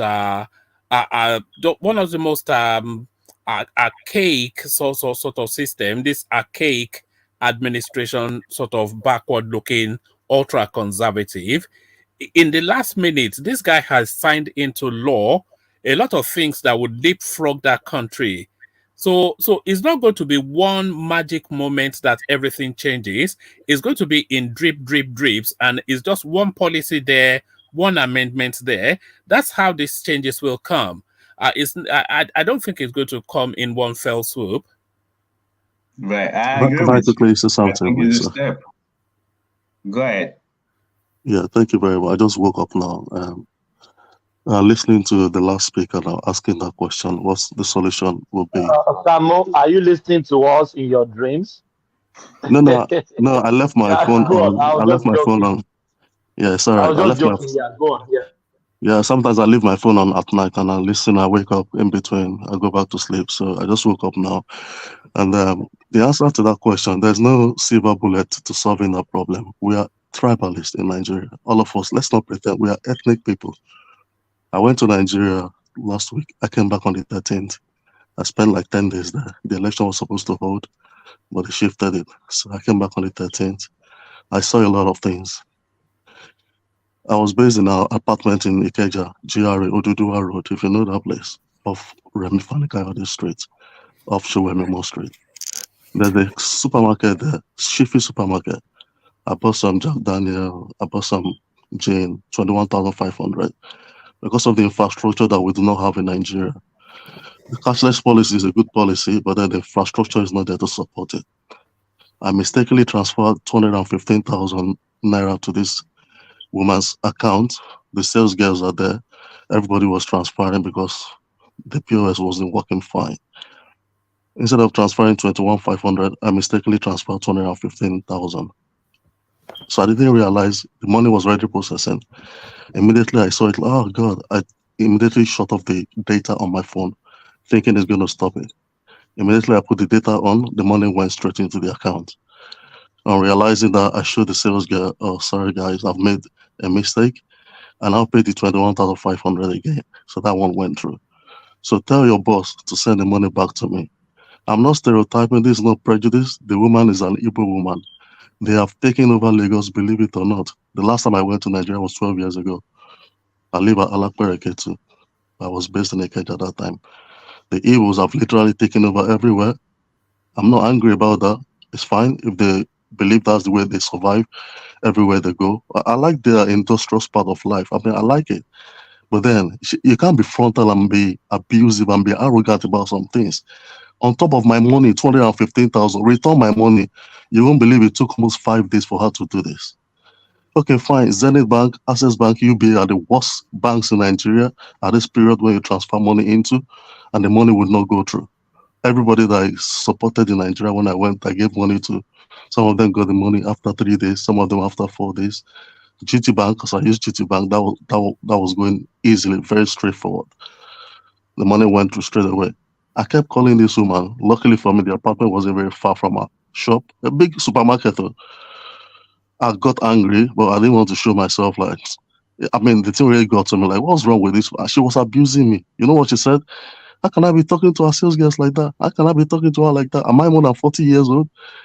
You are not even up to my last shout. Like, okay, fine, abuse me very well. Where's my 215,000? All of this she was doing was in a bid for me to get away and not come back again to collect that money.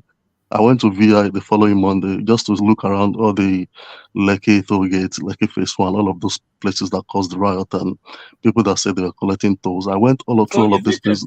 Is it a tourist attraction now, the Lekki toll gates? No, it's been 12 years I went to Nigeria. I just went to see for myself those things that we see on YouTube and just juxtapose that with live sites just to see around. I'm disappointed in Sanwo-Olu. I'm not going to lie to you. I'll tell you what they do in Lagos. They left the interiors undone. They focused on the exteriors. They focused on Yaba. I went to Yaba, Oshodi. I went to Lekki 1, 2. I went to Jagaban's house and Bodilion. I saw people waiting for him as customary. I mean, he's always going to give them money. That was the first time I went to his house. And I mean, those places are beautiful. I saw Microsoft building. I saw Oracle building in Mikoyi, in VI. I mean, things have really changed. But the interiors, they left the interiors undone. I'm from Ketu, where I mistakenly drove on a Sunday from Ikeja to my parents' house in Ketu. I was mad. Like, what is going on here? I left this place 10 years ago. It wasn't like this. They left the place undone, started work. They left it 3 years. One of my friends is Jibrin. He's this SSA to Sanwo-Olu. He's on Twitter. I'm calling my friend out now on live, what's it called, a program here. I texted him like, what's happening? You guys said you're working. He said, yeah, Emma Binu. They started the place like 3 years ago. They're still working on it. You need to go to the interiors to see. He didn't do anything. And I believe they could have done more. One man know me here. I'm a Tinubu diehard. But when I saw this, I changed my mind. Like, what is all this nonsense? I still support him. But then I believe they could have done more. Going back to that woman's story, I called from VI. I'm on my way. He said, don't worry, in 1 hour I transfer the money. I got to her shop, didn't transfer it. I left her angry. The next thing I was going to do is just to bring the mopo, because I settled those ones like 1K every night, the mopo at my apartment. I was going to bring that. I told her, I see, if I go and I come back now and you don't do it, the second day I just left her, the third day, she didn't do the money. I told the mopo, let's go there at night. She closed around 10 o'clock. And we went there. I didn't need the 215,000 naira. I just told them, see, destroy everything inside this place. I've already given them money. We will hold Mopo with guns. I'm telling you what I did. And she came out, started begging me this and that. It was on that spot she transferred that 215,000 to me. And I was thinking to myself, did this have to get to this level? That's the real life instance. I'm telling you, life, guys. I'm not lying to you. I just came back last week Monday. So when people see all of these things, you come to people's area and you want to dominate them. You're so territorial. You don't listen. I'm back to my friend Oriola's question there. What's the solution? Can you wake somebody that is pretending to be asleep? When we come together and discuss things, they know what they need to do. They know the solutions. But then this innate anger, this innate arrogance that is burning inside them. The things that you allow in Lagos, but it's not permissible in their area. The opportunities you get in Lagos, but you cannot get elsewhere in their places. In Enugu, in Igbo. I was watching a video the other day. Somebody said someone from Anambra cannot be a governor in Ebonyi State. Yet we have Sanwo-Olu, who is from Ogun State. We have other people who are from other southwestern states and becoming governors in Lagos. I'm not saying you shouldn't come to Lagos to become a governor. Respect the people you meet there. I cannot go to your place and start telling you your place. Be mindful of because we are fast getting a reputation of no, see, one man. I understand you perfectly. I understand you perfectly. You need to protect the show, but we need to speak the truth to ourselves sometimes. Rational mind needs to be very careful. Yeah, Yoruba man. I even doubt you're a guy. Sometimes I listen to your program. I want to come like just like, let me just put it together because I have a bad mouth too. I mean, people need to calm down for Christ's sake. I understand all these things happen, but I just good morning. Thank you, everyone, man.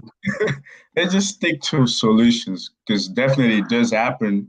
But I mean, that's why that's what I meant. That if there's a solution, there's cultural difference. But if that's on paper, that regional, do you know this part? Let me. If you come to this part, you respect the culture. This is how it will work. If we speak Yoruba, we stick to it. If you go here, they speak Igbo, you stick to it. You respect the culture. But it's not on paper. What Constitution says is one. Anybody can go anywhere. And you remember, like I said, a lot of people don't even know anything about themselves. They were born in one place. Their mindset is, I'm born here. I've spent 30 years, 40 years. I can do whatever I want.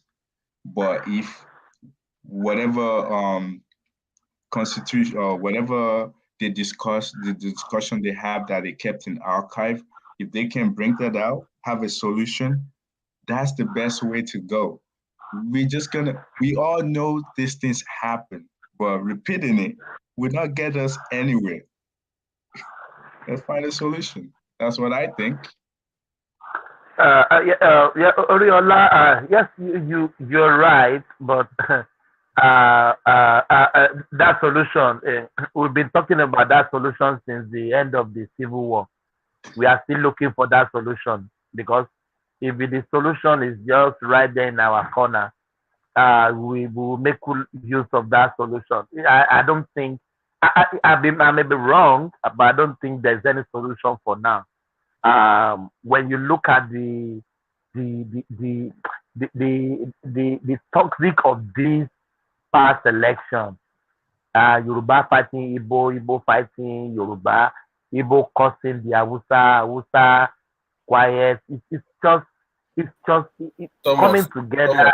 Do you know what annoys me the most? Some people will not come here, can't sound intellectual, and say, well, it is only the political class that is clamor that is making this noise. This is not. We don't all share the same thing. I'm like, why are you lying? No, this is not politician. Everybody is doing it. So people try to limit it to the political class. No, everybody has this problem that they feel to address. Let's embrace our diversity. Yes. Let's not pretend that it's not there.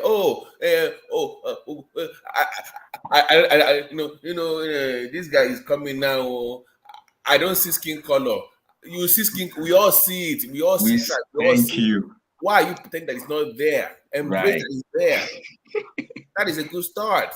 Right. So that's what too. Sometimes we will be pretending the problem is may not God there. Bless you. Right. I said this, I think that we should accept who we are, respect it. And the solution, I think, we should have it.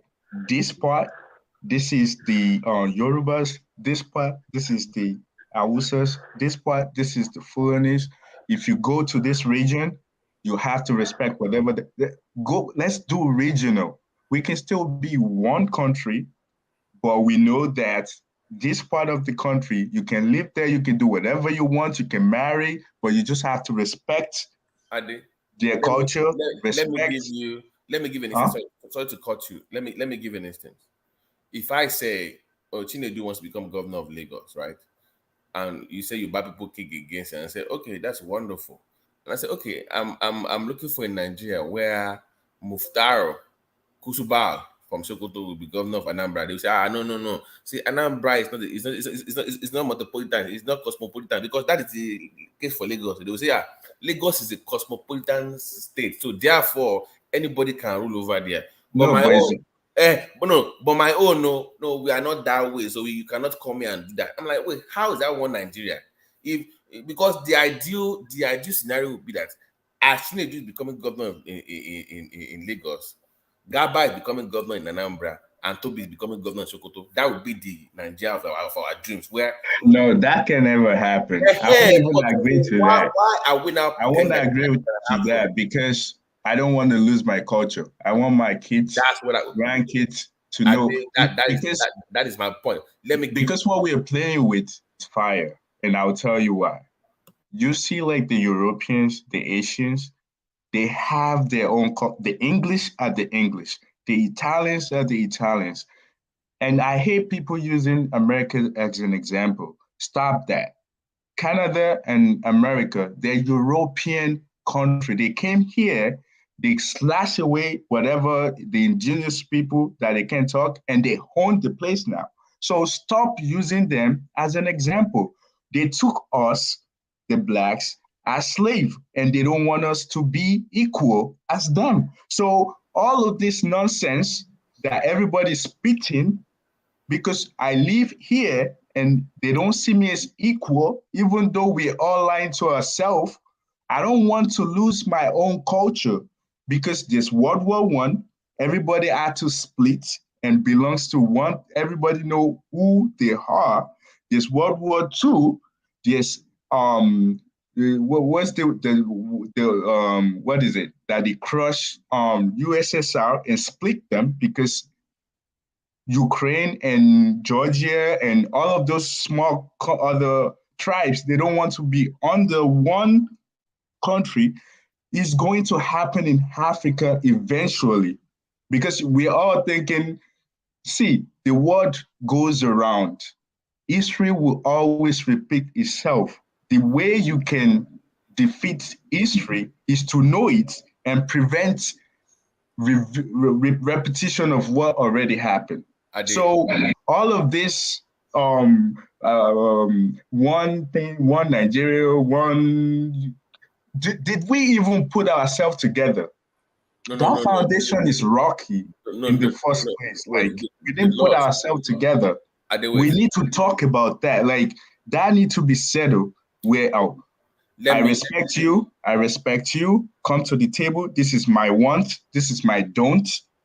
That's how we work together. But I don't want to lose my culture, because I understand how it is. But thank you very much. You see what you said. This is what Ahmadu Bello said. He said, let's discuss our differences so we know them, so we can know them. People say, let's put it aside and let's work as an African. Yeah, they're crazy. You see, he even went to religion. Okay, look, and this was prior to the independent. Now imagine independent date. Look at what is going on in Lagos. And people will come to platform and they will be telling you, it's like the thing is not there. It's just like some people, I don't know, people are pushing it. Wait, the same thing happened before independence. Nnamdi Ezekwe wanted to take over Lagos. They said no. He never grew up in Lagos. He went to secondary school in Lagos. So all of these things is just repetition. That's why I said, if we don't understand history, it's going back and it's going around and coming back. Because we don't understand it, we don't know how to fight it, because we refuse to understand let me our just history. Go ahead. Hold on. Do you know who Senator of this guy is? Do you know who's the name of the guy? Yayi. Do you know who Yayi is? Already? Yayi for the one for Lagos. Yayi is a two-time senator in Lagos West, and he just won third term. Guess where he's going to be representing for this third term? Ogun State. West. Do you know why nobody cares? Because it's Yoruba, man. Yeah, who cares? This is why I tell my Igbo friends. Yorubas don't have state lines. Forget what you see about division. We don't have state not lines. Just us. It's everywhere. Stop saying it's just us. If you go abroad, everybody's like that. If I see my people, we're the same. I don't care. It's my people. We talk. So when somebody says, how come somebody from Ondo can be commissioner in Lagos, but I from Anambra cannot become? I'm like, because you're not Yoruba. That's why. It's not, I'm not being tribalistic. It's just the way we are. Embrace that. The same way I will not go to Anambra to go and run for governor. I will never do that because I know I don't speak Igbo. And I'm not from there. Even though the law says 6 months, if I move to Anambra within 6 months, I can run for governor. That's Nigerian law. It's just 6 months. But I know fully well that it will be unfair to me and to people of Anambra. I'm not. Let us hear it from their own voice. Grandfather is from Eza. He's from Ebony. They settled at Owo.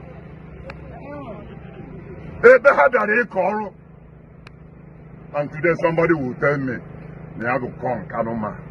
When you bring somebody from Ebony to come and be the governor of Enugu State, God will not allow that.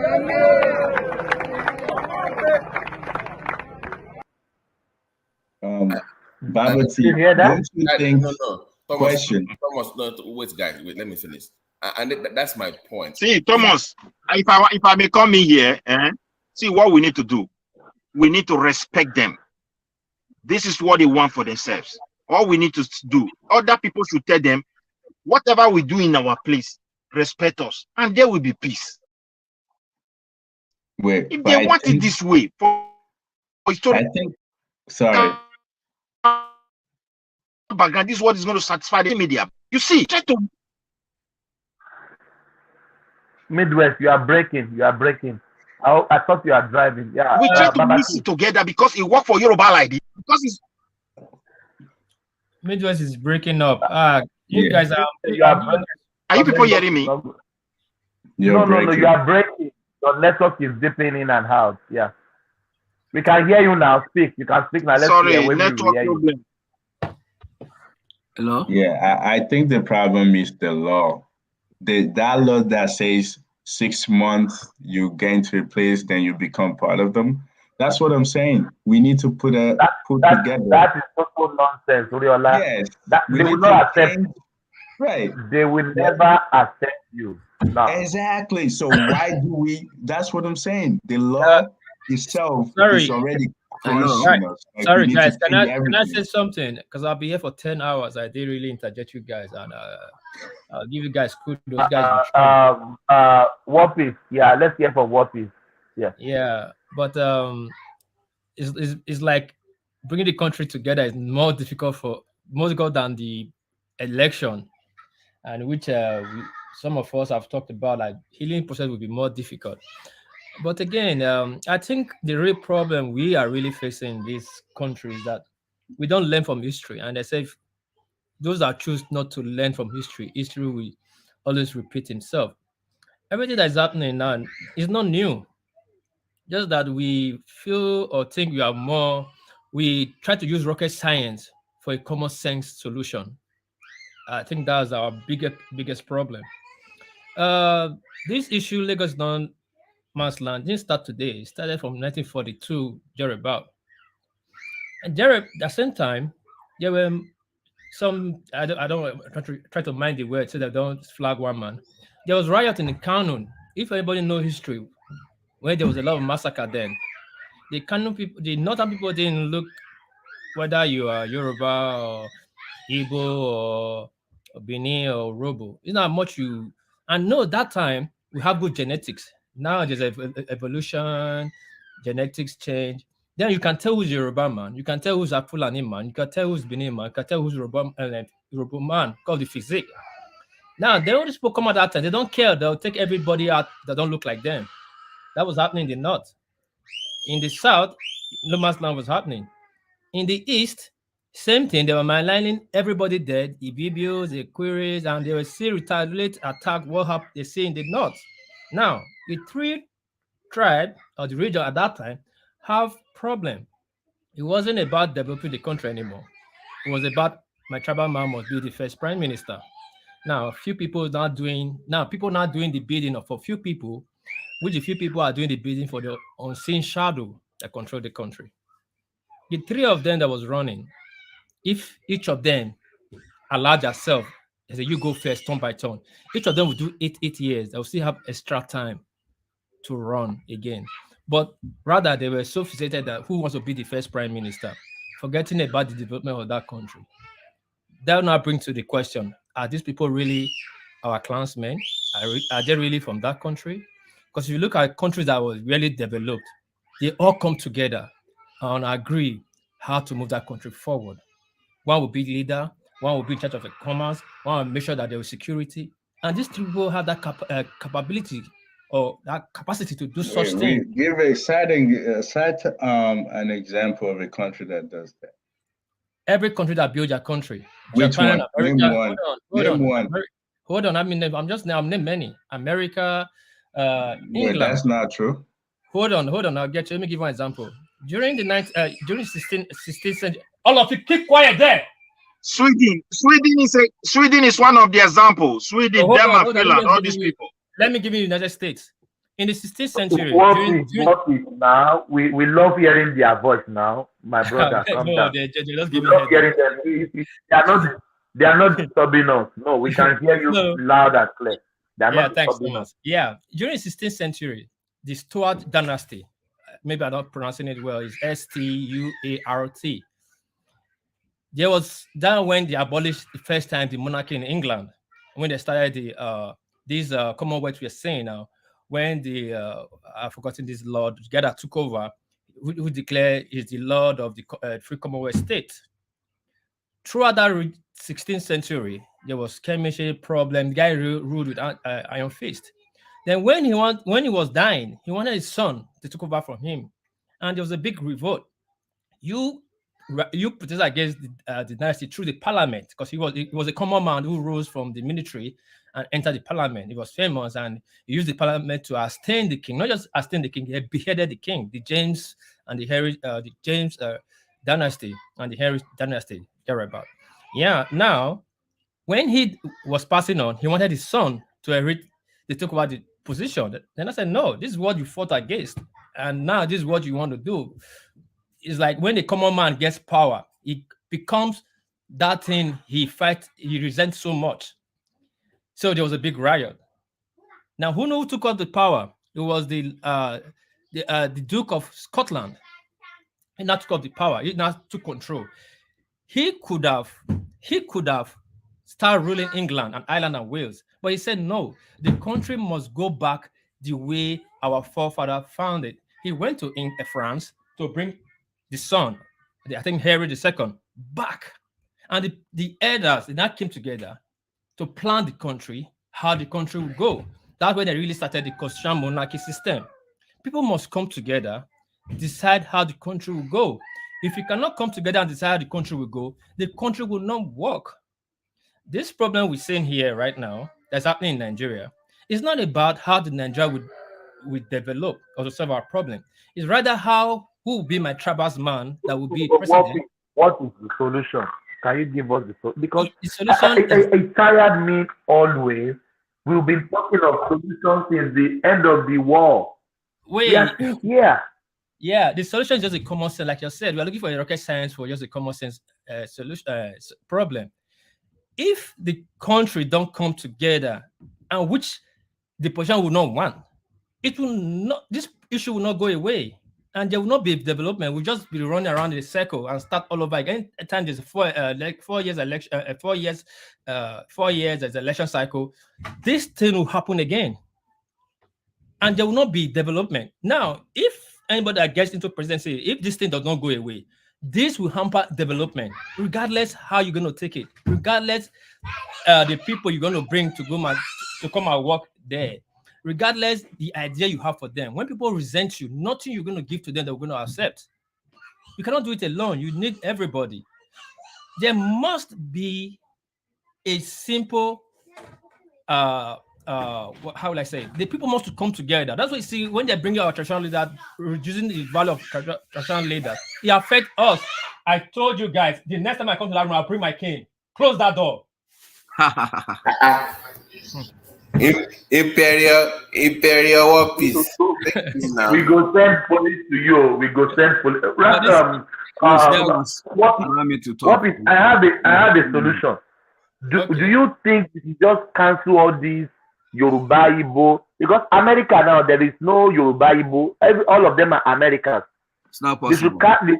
cancel. That's No, not no, true. it's just a suggestion. Thomas, They you should must cancel embrace all the difference. ethnic You can't groups shy away from from diversity. That's Nigeria. not true. That's the problem in the first place. No. The problem is we identify ourselves with another man's language, which will always bring problem for us. If we start saying we are tribal people, if you really check the meaning of tribal, it's a very, very how will I say, is a slander word to tribal means uncivilized people. No, that's not true. Okay, check it. You check it properly. I don't have to, but that's not true. Okay, it's okay. I'm not imposing on you. Village, same thing.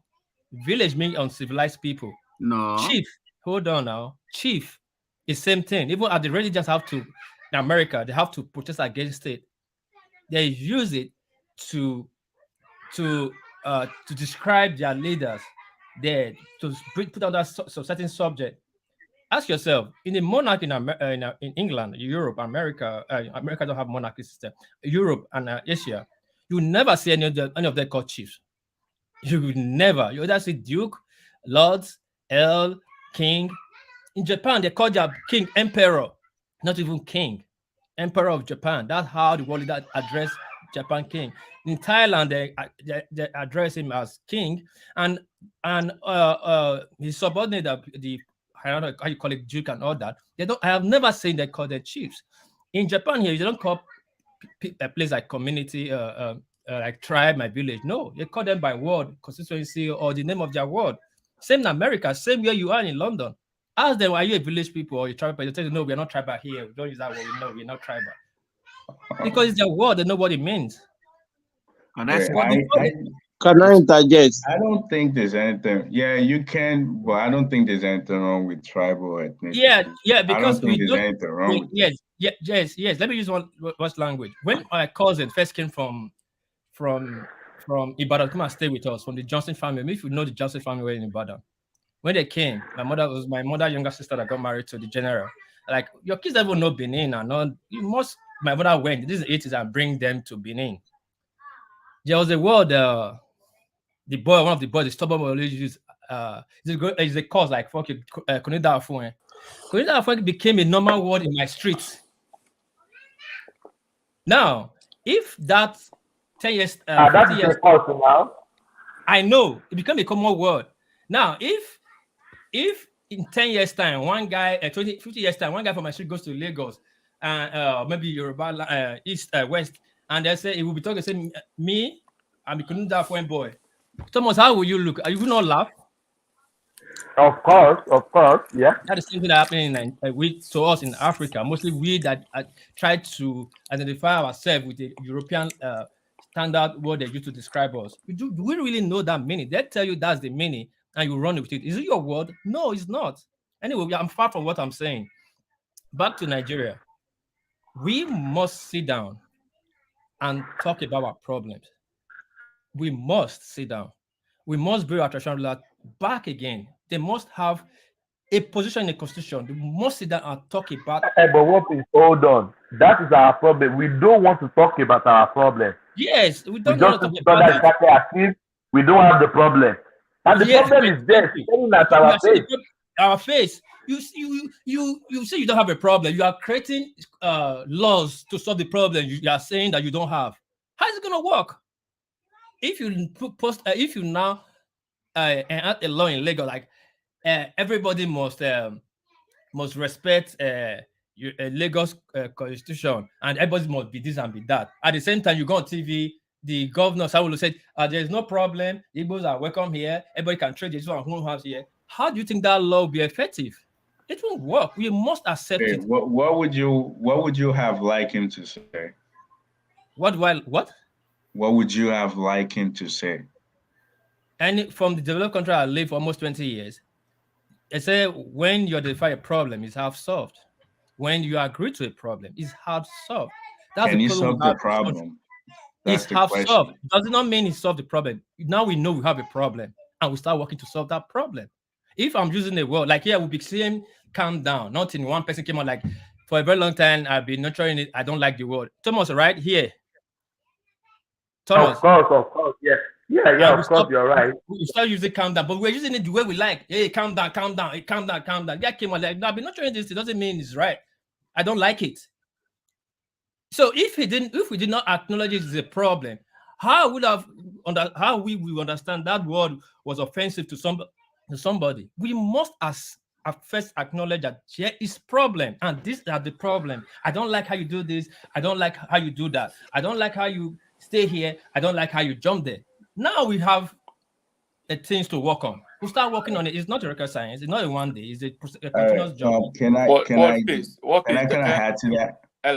I think that 1 minute, please. I think that what he did, in my own perspective, I think is right. And the reason why is this: Nigerian Constitution, he can't go against it. If he say all the things that we are expecting him to say, just like somebody just said to us, that if you move to another state and you live there for 6 months, you're literally part of that state. If he says what you're thinking he should have said, he's going against that constitution. So just like I brought up and somebody else brought up, the problem is they already made all these suggestions that he kept in archive. Nigeria is not structured the way it should be structured. That's where I think the problem is. What just came up now is something that everybody has in mind. We all have that in mind, but we're not saying it out. But the election helped for people to actually spit it out. Now that they spit it out, like you rightly said, it didn't start it now. It's been like, this is history. It happened. It has been happening, but they decided to put it under the rug. Nobody wants to talk about it. But the thing is, they've already worked on 5 different solutions. Let's put one of them to use. Let's understand. My own perspective is this: Nigeria is not a country. Like me, I'm Yoruba Nigeria. I'm Yoruba first. If you can like and say that, oh, I'm Nigeria first, before, you're lying to yourself. The first language that you speak is your mother tongue. That's your first language. Nobody speaks Nigeria. Nigeria does not, nobody speaks that language. Your language is your cultural language. Respect that. Once we respect that, then all the leadership in Nigeria comes to the table. This is how we should have done this. We made mistake in the past.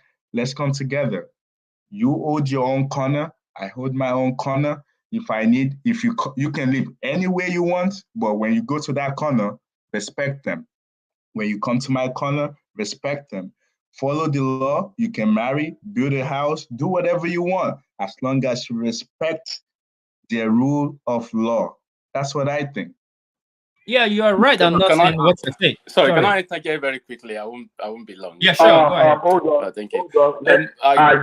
Brother Riade, do we have Shola? Hold on. Yeah. I still agree with hello. I think. Can you please hold on, please? Let's hear from Shola. Shola has been trying to come in. Then I'll come back to you. Yeah, Shola, let's hear from Shola. All right. Thanks. How are you? Thank you so much. And then this is my first time joining this conversation. I used to watch you guys on live, and I'm calling from Canada. Right, where from my name, I'm Yoruba. But one thing I see here is that I'm really happy. Are you sure you are Yoruba? Yoruba Nimi. I'm really happy. I'm just joking. Continue. Yeah. I'm really happy that we are at this stage in our lifetime in Nigeria. Because if we don't deal with this issue, it's going to cause a lot of trouble for us in the future. So I'm really happy that this election brought us to this level, because we all know that we have been putting this behind us, despite that this is staring at us. Having said that, I don't want to beat about the bush. Now the solution is this. Number one, we have a faulty constitution. Whatever you want to do, you have to do within the ambit of the Constitution. Once the Constitution does not allow you to do that, you are in trouble. So if you want to play race, you want to play tribalism, you want to play anything, it's going to go against the Constitution. to have a problem. Number one thing is that we need to bring down that constitution and review it, in which every stakeholder will have a say in the constitution. That's why you bring the issue of, how we want ourselves to be governed. Is it regional? Is it statewide? So yeah, I'm a Yoruba man now, for example.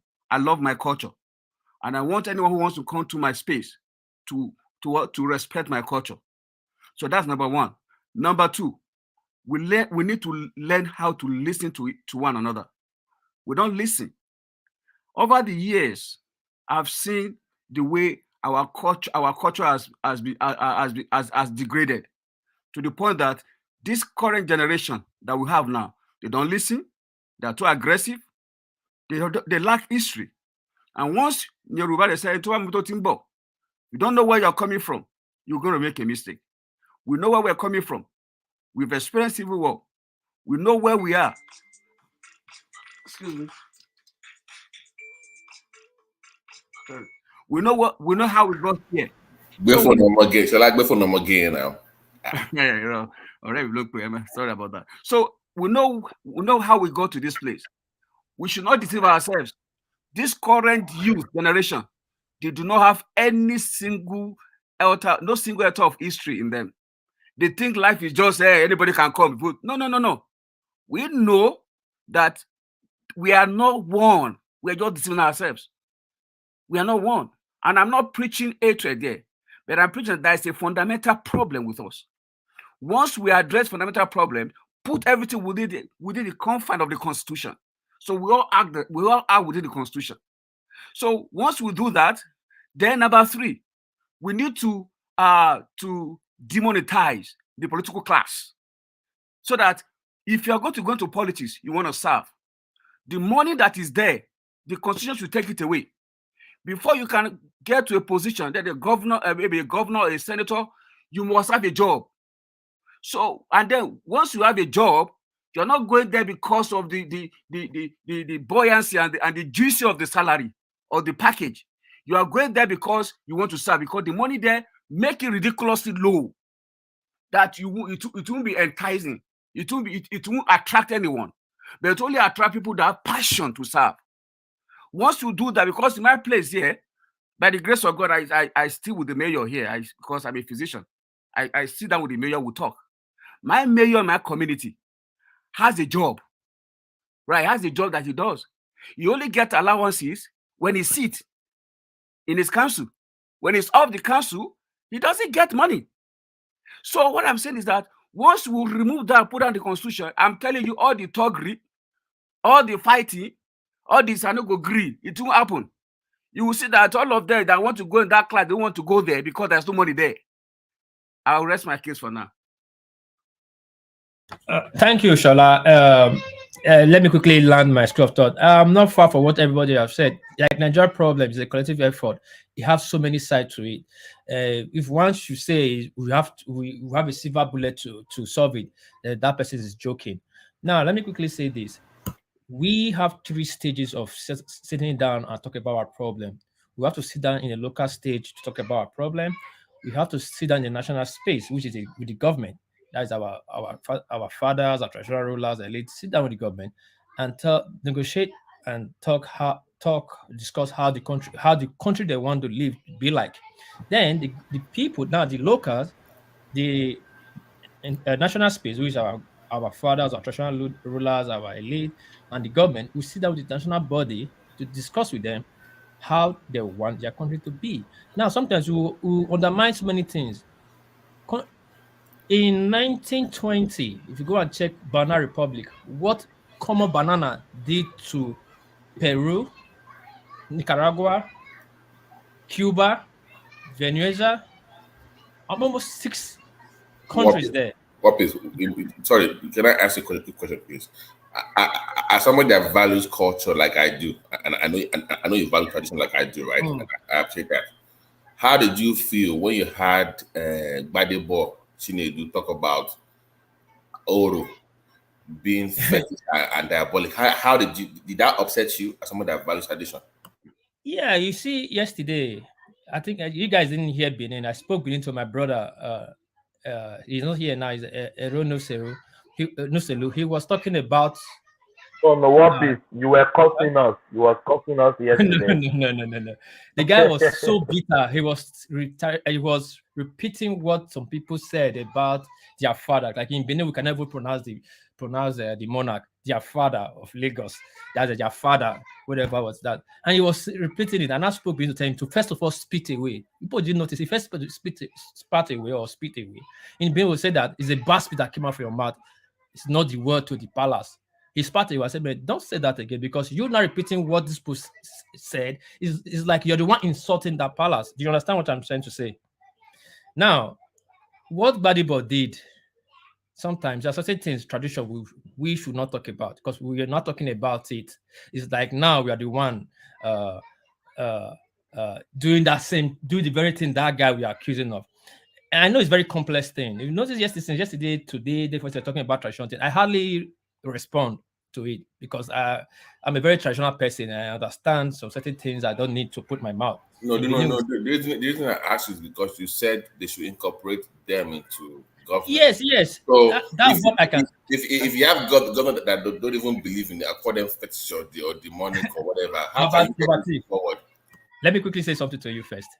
You see a president or you see a governor, when he's in power, he'll be undermining the. Okay, let me start like this. When he is a councillor, he'll be aspiring to become a chairman. When he becomes a chairman, he aspires to become a House of Rep. When he becomes a House of Rep, he aspires to become a senator. When he becomes a senator, he aspires to become a governor. When he becomes a governor, either you become a minister or a president, which most likely he will not get. But as soon as he finishes governorship, if that is the highest thing he could get, the next he's going to get what? Chief Executive title. But these are the same stew he'll be undermining. As soon as he get up that governorship or presidency position, the next thing you hear is big crown, is the wanting of this place. Now, I'll not always ask myself, if you value this stew so much, why don't you use your power then when you have the power to maintain that stew? Give it more respect, because you know you are coming there. That's your last bus stop at the end of the day. Why do you always want to bring it down? Why do you only see that stew as your threat and that's the place you're going to go tomorrow? How do you expect somebody else will respect you? I don't know if you get what I'm trying to say. All these people end up taking titles. Even the Azawa, Atiku, is not the Waziri of Adamawa. Is it not Buhari's son that make the Emir of one thing?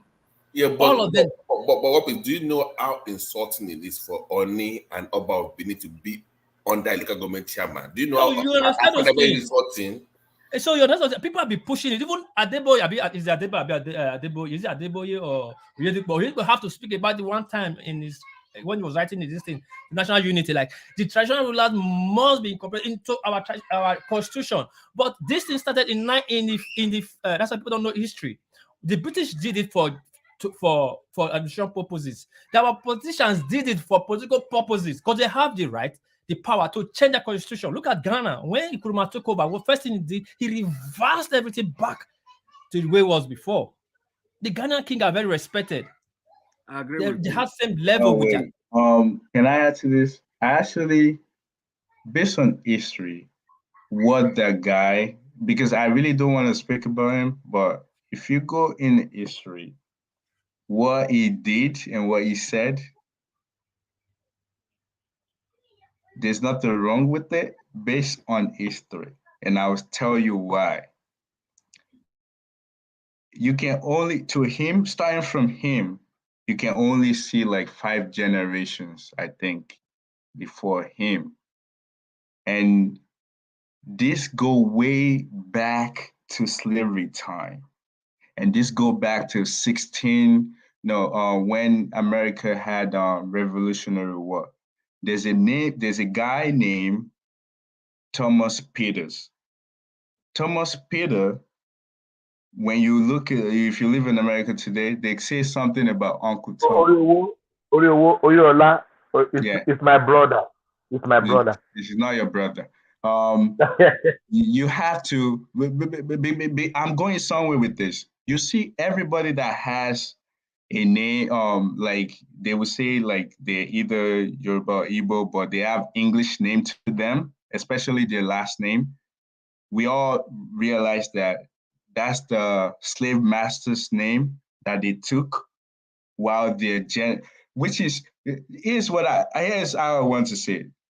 Every one of us act like the slavery does not affected us, but it does, because one of those people that it took then from 1914, I say 1914, from 1400 up to when it stopped at, I think, is it 1876 or 1860, whenever the slavery stopped, could have been one of our great.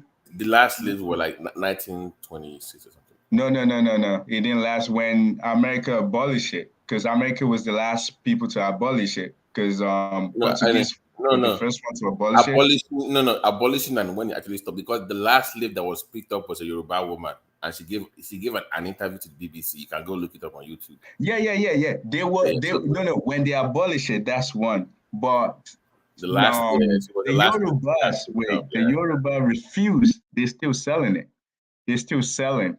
So that you could say that until 19 something. But when they stop it physically, like all the Europeans and the Americans stop it, that's like 18 something. And where I'm going with this is this. You see everybody that has the English name or the Brazilian name, whatever it is, Thomas Peter fought with the, you have to remember that at one point, America was being run by the monarchy system, the kings in Britain. They refuse all the lands that they occupy. They're still running them.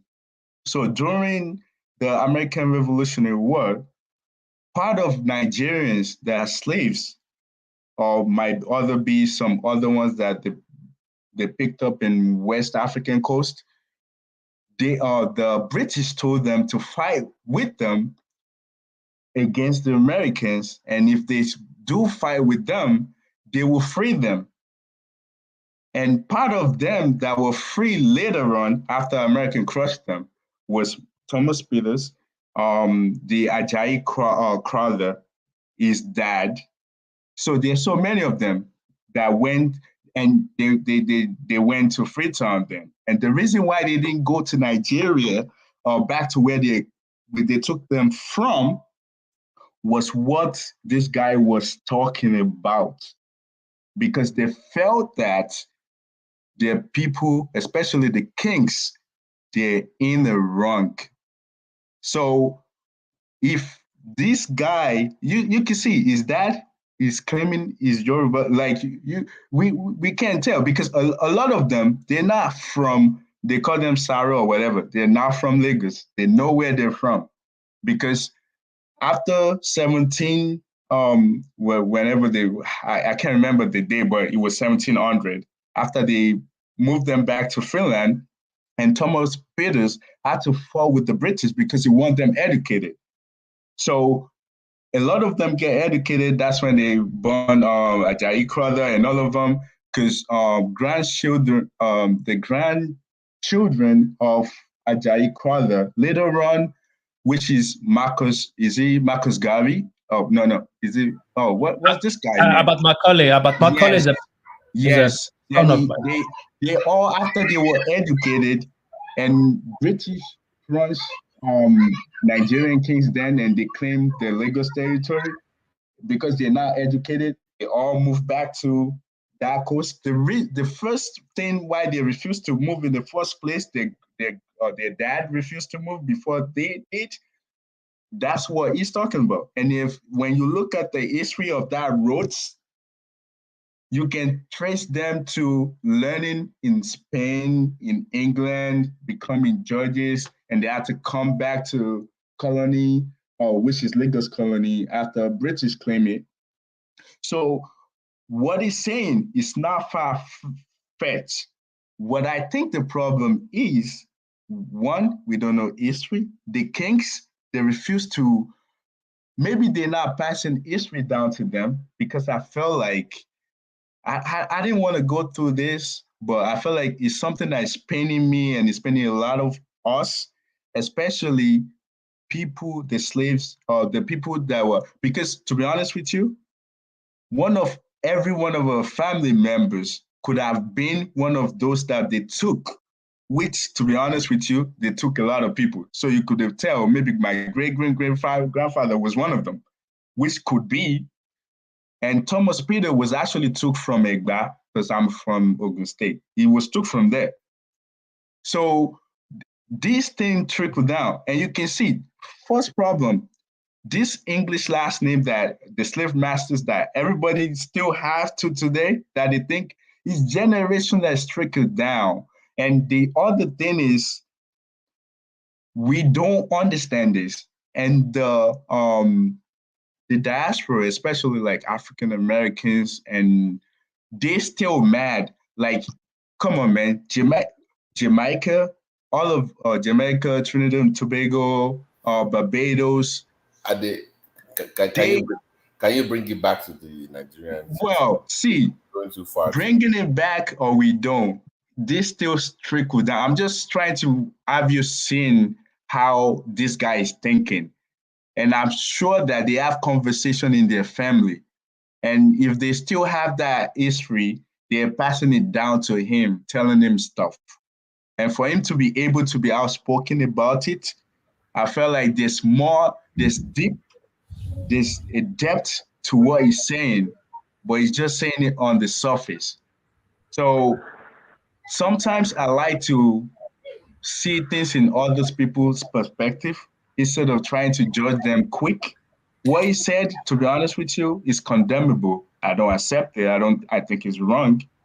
But you have to try to see it from another perspective as well, that there's something that makes him did what he did. But you're ready for it to be governor of a state that has predominantly Yoruba people, and that's culture. That's why I'm so happy that we are where we are right now, because I tell you the truth, things will never remain the same again. Yeah. So the same thing during Namdi time. I don't open IB. Yes. So, wait, sorry. This Mr. African guy wanted to speak since I interjected him. That's what I want to do. Thank you, everybody. My Africa, you always came at the late hour, but no problem. Let's just forget about. Let's go back to politics. I think we are going deep in 1940, 1960. We have to, sir. We really have to, sir. That's almost with my brother. Please, I'm working. My brother. I'm here to no, that's not my Africa. I don't know. Maybe you are following the conversation. Yeah, we have been having. I actually came in. Yeah. You want me to ask you a question, or you know what you want, or you want to say something else? Yeah. I want to say something. Yeah. Hello, everyone. I actually came in to sort of like to disagree gently, nicely with a word piece. And I think what you said in terms of like tribe, I disagree, because tribe isn't. I don't think there's anything uncivilized about tribe. So what it means in terms of tribe is just as simple as woman being from the, but my Africa, they say we should not be using that tribe. No, because human being, even from the ancient time, right? It's all like, people that share the same language, same maybe religion or spirituality, and all of things like that. So, and that's what it means. And then, of course, it then go expanded to, say, for example, Yoruba or Igbo. And this is where I really agree with a lot of things Oria they said in terms of it. At the end of the day, we are not really that we have anything against my Igbo brother or Hausa or Fulani, but it's just the fact that you get to a point when you just realize that it's difficult for it to work in terms of, and that is all evidence to see. So, and then what is something that you said again about village. I disagree with that as well, because I live in the UK and I work in in local government for a long time before moving to another sector. And in the UK, people that live in the village, they so more cherish it. And even when there is a new development coming into they're like building more houses and all of that, they don't really want to, they don't want it to change. They just want it to be like that. They are proud to be living in the village. And even though the parliament people and the politicians, they all have, even though they nicely call it countryside as well, like, you know, they have country home, and they want it protected. So village isn't really a bad thing. But then lastly, I'm just going to say that the whole thing about, you know, Oro and all of that, as a Yoruba man, and I love culture as well and all of that. So I will disagree with anyone that says, you know, Oro is fetish or something. It's not. It's just part of. My Africa, Yeah. take a cheap party back from my boy. You just open the calabash for it. I mean, I don't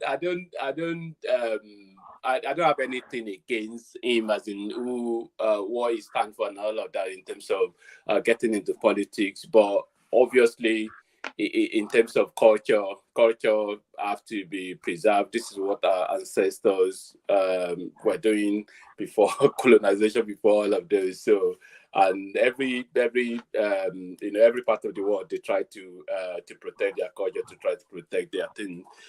So I wouldn't say or I'm not going to say it's fetish. So okay,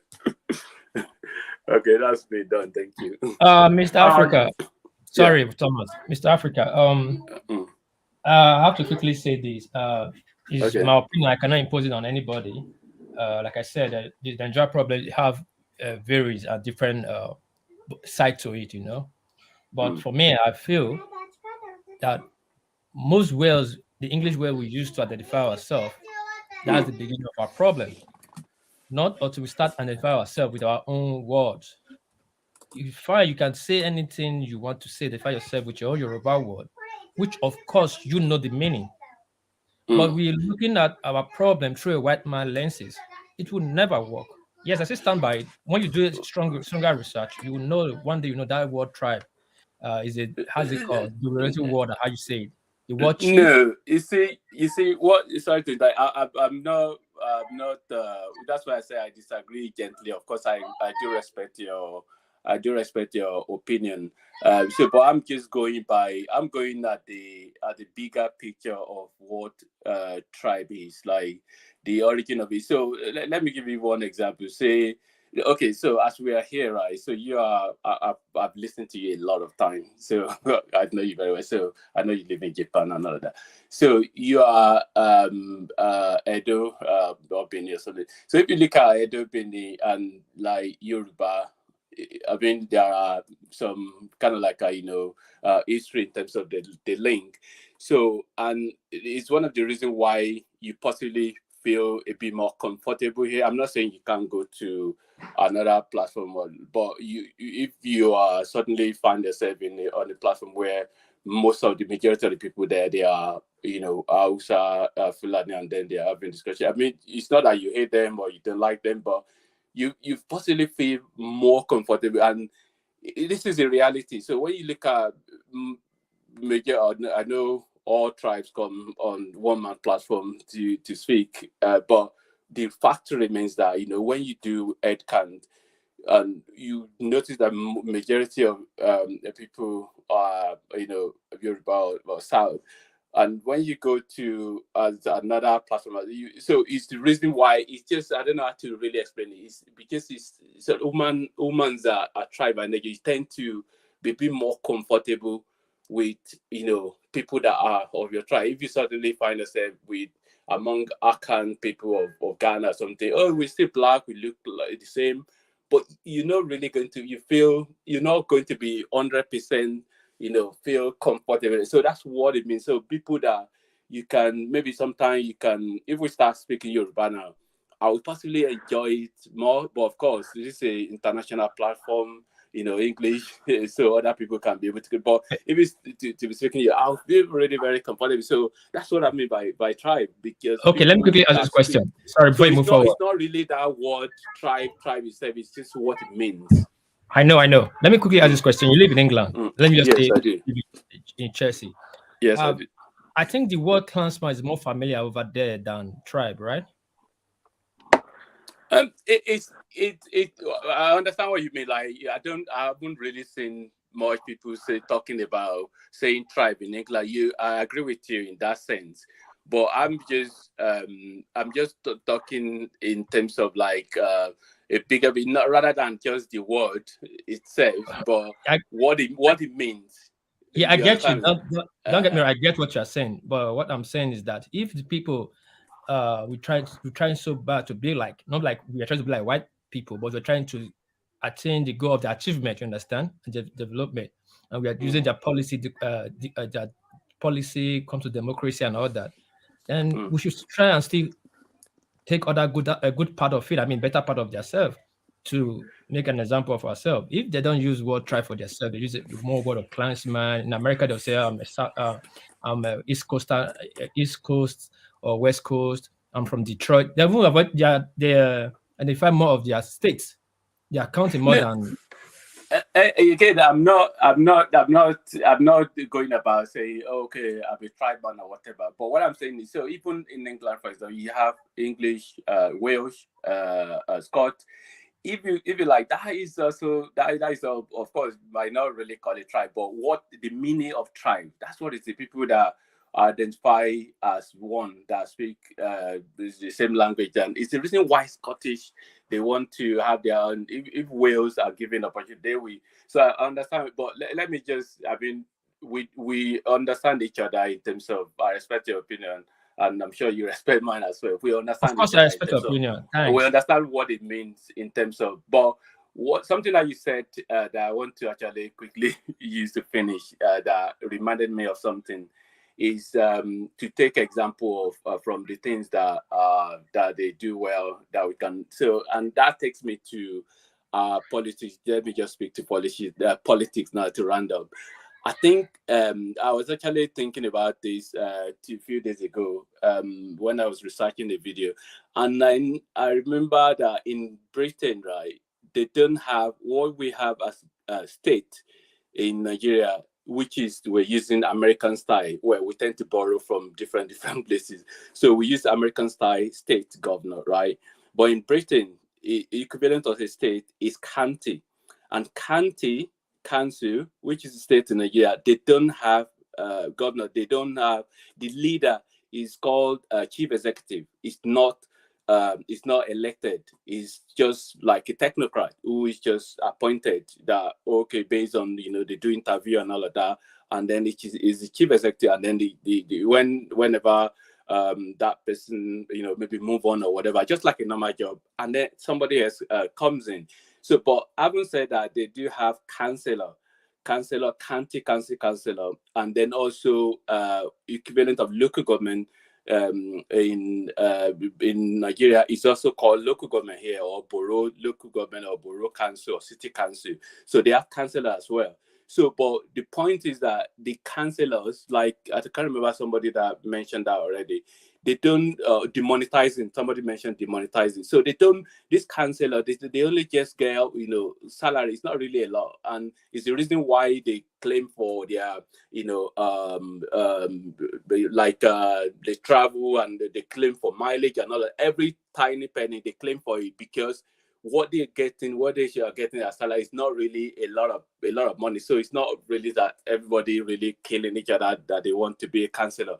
So, but to finalize, the point is that governor in Nigeria, I think is one area that maybe they should scrap it really, part of demonetizing, to just appoint somebody that people will apply, and then they interview them, the councillors with some other people. They just like interview them, and then they give them job based on what they can do, and then they can be sacked as well if they don't perform. So I think that's one of the things that we need to look at in Nigeria in terms of part of demonetizing the politics, so that the number of people that kill, even if it's one person that kill, it doesn't really, the blood of people doesn't worth all the shenanigans that go on with everybody too desperate to get in there. Thank you. Yeah, Mr. African, sorry, yeah. I see you listen to me a lot. Sorry, probably I'm the yam head in this platform, but sorry if my no, it's a joke now. I follow the platform even though I don't come up that much to speak. I follow. I know everybody, really, everybody all the regulars. I know you very well, so. Even though I haven't really spoken before. Quickly, all right, thank you, everyone. Quickly, let me say this before you go. Let me say this before you go, please. Listen to this before you go. Yeah. The problem of Nigeria, when some people say put down the constitution, and some people fight, but don't put down the constitution. The both are right. But the problem of Nigeria is this, to my opinion. We practice federalism, true federalism, which is American style of constitution, right? That is our constitution we have. But how we practice it is more like a British style of government. I don't know if you understand. Now, in a true federalism, yeah, that's why it's all confusing, isn't it? Yeah. So in true federalism, you don't have anything like SAN. In America, you don't have anything called SAN. Senior Advocate of Nigeria is not there. A lawyer is a lawyer. A judge is a judge. But in British style of government, I think they have SAN, justice, and all that. Now in true federalism, they have Supreme Court judge. It doesn't have like kind of justice. In Nigeria, you have justice, Supreme Court. It's model of they use America and London. You merge it together. How will it work? Our police system, rank and file. We are practicing true federalism, but our rank and file is mixed between British and America. America have brigadier. British don't have brigadier. British have brigadier. America have brigadier general. But in Nigeria, you see a brigadier general. How can you have that two ranks in one formation? So there's a lot of problem in that constitution. When some people say pull it down, I understand. When some people say don't pull it down, we can work on it. I understand too. But people have really sat down to understand what they're going to work on, and that's why I said our solution to our problem is a very common solution, but we are using a rocket science to solve a common sense solution. That's the thing I want to tell you. Thank you for giving me your time. Thank you, Mr. Africa. Yeah, thank you, Wolfpeace. Yeah, much appreciated. Yeah, thank you, everyone. Hello? Where is Babati? Still there? Hello? Yeah, I can hear you. Yeah, I think that was a good one from you, Wolfpeace, and I am African. You guys have really spoken well, and I think I agree with some of your, submissions. Having said that, I think, part of there's a confusion, and that's why we're all confused in that country, because the whole system is just mixed up with different kind of systems. Copy. We copy people that we don't know how they do their things. Different spaces. Now, we need to look inward, and like you said, sit down, involve the stakeholders. And I want us to really, really know one thing. In our discussion, which I really found out in the course during this election and this electionary period, that everybody is speaking, no one is listening. And I've never seen the way we are some of us were so aggressive to the point that we don't want to listen or see or reason with my fellow brother who is what he's saying. We're just fixated on what we want. And if you don't get what we want, then we want to scatter everywhere. That's not civilization. We're not civil. We need to be civil in our discussion. We need to be civil in the way we interact with people. And for one thing I want to say is that we are people of culture, whether we like it or not. Culture is very important. I don't know. We need to inculcate that culture into our constitution, because we cannot disrespect our culture. We cannot. Igbo culture, yes, everybody should respect their own culture. My own culture, Yoruba culture, no one should respect my own culture. The Hausa's culture, we should not respect their own culture, because when you come to anybody's land, the way you know you are civil is that you live amicably, you live well with them, respecting their culture and their way of life. And culture is just the way of life. You don't come to somebody's space and disrespect his way of life. That would be chaos. So we need to respect one another when we are living in another person's space. That is important. We need to always put ourselves in another person's shoe.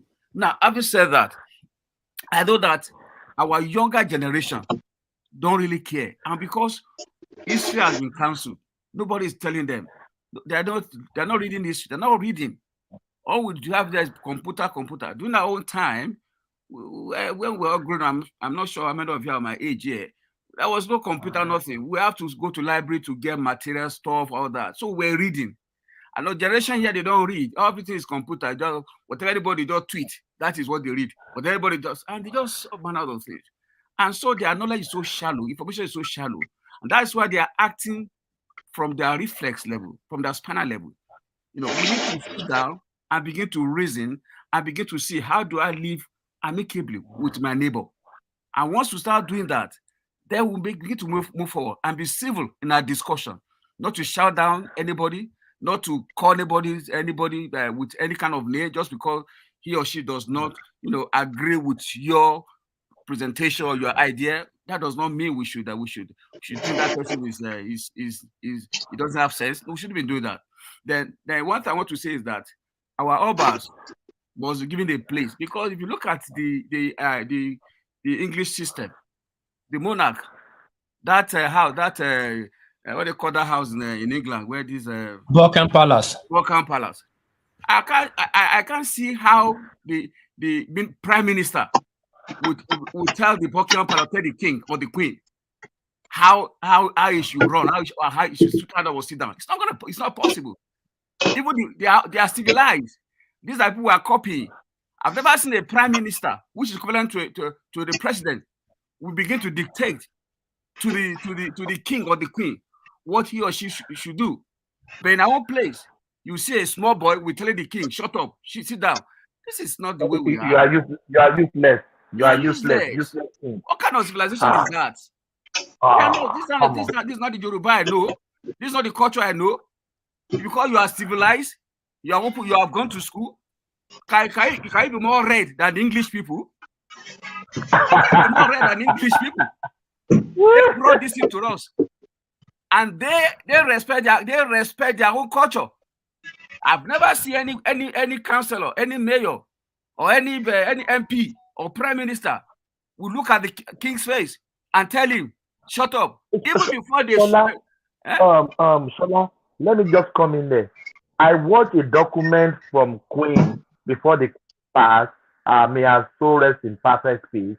I saw their female one almost kneeling down, as the female one normally greet in Yoruba land, bending, holding their two knees, bending, going there. They don't go so on the floor. They just bend down. I said, wow. I said, so these people still have they have culture too, even though they are red, as Yorati said, but they still have culture, and they still at least they still give some respect in their to greet. It really wonders me. It wonders me. Yes, yeah. And every prime minister that comes in the UK, before he will go to Buckingham Palace, he will go there. I've never seen the king going to meet there. No, it's not possible. So these are people that are okay. Can I put something a little bit here, please, yes, if I'm permitted? These Midwest people. Yeah. Now, my brother, you see, may God bless you for what you just reflected in this place now. See, this 99 constitution is from Satan. It has destroyed Nigeria. It was it's from Satan. This comes from our king. This is where the whole nonsense started from. Now, these children growing up, they don't have culture, they have no respect, they think life is just like that Google and YouTube. That's all. and they use you to mentality to address everything. In the nearest future, there's going to be a lot of calamities. I hope you're getting what I'm saying now. So we need. We don't pray for, you lost my voice. We can hear you. We can hear you. You are breaking, but we can hear you. Okay, my brother, look. Okay, wait to see. Somebody said my father is a Yoruba, but he cannot speak Yoruba language. You know why? It doesn't matter. Now it matters. And something that would matter more than that is coming. I want to ask you a question. If you talk of academic in Nigeria, will you remove Wole Soyinka? Is there any way you can remove him? So Wole Soyinka want to address Yoruba people today. Now that grammar way give a Nobel Prize now in one speak, not be Yoruba. Did the Yoruba language make him a Johnson? Didn't he make Nigeria proud? Huh? So my dear, you see these people, this 99, since then come. This is not a constitution. I don't know people who sat down. The reason why they wrote it is just that power. The same power they were dragging for before the independence that destroyed the country. That's what they were, trying to aim at. But I pray that what is playing out today, it should not become violent. It will play out where we will learn from it. And we will now see area where we can come together and say, indeed, there is a problem. Let us address it. Thank you for what you just said, because our own generation, Papa, Mama, imagine you as a Yoruba. Just see, I'm in 11th century. According to what they have found out, Ododu Waren, my ancestor was able to keep that name. He never died. Your own as a Yoruba kept it. That's why the narration be different. Ife was there. Uhe is there. Imagine people who were able, they didn't go to school, they were keeping it for us. They teach us, another one teach the other one, another, it was oral. Aura, I mean to say. What are they teaching our children today about their identity? Nothing. No history in school. Papa have no time for children to teach them whom they are. So we should respect these people we consider illiterate. For them being able to keep our identity for us. So people are searching for their identity. If you look at their history, before they make two sentences, they will come and attack your Yoruba history or Edo history so that they can make their own out of it. So, my dear, the situation is very bad. I have never seen a situation, because this election has exposed so many things. But I pray that it will expose it. It will not kill us. This election, no. I really know people. Now today I know Nigerians. No. With this election, with what is playing out, and I know that we have a serious problem. A serious one. But may it not destroy our property. May it not, may it not consume the life of innocent people. But may God help us that as we debate it, we now start coming to a point that we are. Really, though we are different, but if there is truth, we can coexist. Thank you. God will not help us if we don't help ourselves. What you can do for yourself, God will not do it for you. That's true. That's true. And they say corruption. It's true. Corruption. I agree with corruption. You. I agree with you. Corruption destroy absolutely. And I agree with you, my brother, because it's a serious issue. I don't understand. Corruption affects every fabric of life. Corruption. Now, let me make a quick example. Yeah, it's very bad. Yeah, now we travel. We're traveling out of this country is a bigger problem than what we're talking about, because it creates a vacuum of knowledge of this culture we're talking about. We cannot pass it to the next generation. We are here in abroad. The one that is growing up at home, you're growing up not to meet any father or uncle or sister to tell him or he or her or she or whatever how to go about life. What they knew, what they taught them, how to pass it to them. They're just like a robot that you press, go this side, come this side. Now, why do we travel? It's because the country is not good. That's why we started traveling in mass for a greener pasture. Now, when I was growing up, I grew up my life, most times of my life, that my bigger brother, my first elder brother traveled to America in 1976. My father started traveling to America. My father were the people the government took to train in London. So that one is understandable, my uncles. But when I was growing up in my area, my big brothers were at home, my uncles, the area people, those are the people, they'll say it takes a village to raise a child. The same thing your mom will tell inside the house. The same thing the man that you pass on the street will tell you too. So you understand there's no difference.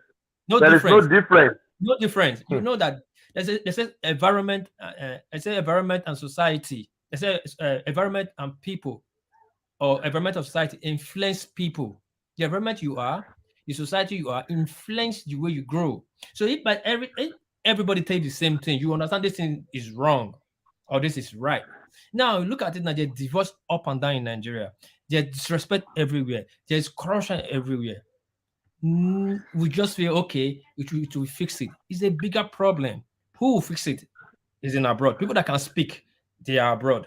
People that cannot speak, they're not the one at home being counselor, doing whatever they like. Some people that became House of Rep, they even know what is life. But they are there today. How can they pass the right constitution? Just imagine now, like we come back home and the guy that's House of Rep is like 4 times our junior. Don't you know many things we will tell them that we will pass through, see the way life is, this is how you do things, this is how you do things. That's how you begin to fix things. Corruption, people that's benefiting for corruption, they don't know it will boomerang. They just see it right now. Okay, I'm making money. If I'm sick, I'll go to London to treat myself. But you are putting like on that 10,000 people life in danger. But you just see now, in the next 10 years, you become worse. You see how corruption is very bad. So we must sit down and say, any country that became successful, they decide to do away with the past life that was hindering them. They were pulling them back. It's not a rocket science. They say, okay, we know everybody wants to enjoy. We know, but okay, this life is not going to favor us. Let's do this. If we want to enjoy, but this is what we are about to. This is what will run the country. For example, look at Philippines. When one of these are crazy presidents that came before this one, when it was coming, it was drug problem, it was epidemic, it was pandemic. There was so many corruption in Philippines, and the guy came out and said, "I'm going to clear off the drug traffickers, the junkies, and all that from the street. I'm going to fix the economy." Actually, it started in a very brutal way, but the people came to and said, "Yeah, this is how we want it." They were executing people. The crackhead that's no longer used for the society, he's gone. It's just a waste of the country. They're putting people in jail. They came together. Look at Philippines. They are rebounding back right now because the people came together and say, this is what we want. There's nothing that is easy. The problem we have in Nigeria, we like a shortcut, an easy cut. Anything you enjoy today, people died for it yesterday so that you could enjoy it today. We must learn how to make sacrifices for tomorrow. We must come together like this was going. If we decide this is what we're going to do, this is how we want it. Sure, believe me, by the time we are facing the difficulties, it will not be that hard for us because we understand and we expect we are going to face the challenges. This is what is coming for us. But if we don't come together and decide this is what we are going to do, when the challenges come, we will just break up easily. That's why you say anything in Nigeria start, it does not finish because we never came together to decide it. Somebody just imposed it on us. Let's do this. You don't know if it's the will of the people. Now, by the time people start doing it and they start seeing challenges, I say, I beg, I better not figure die.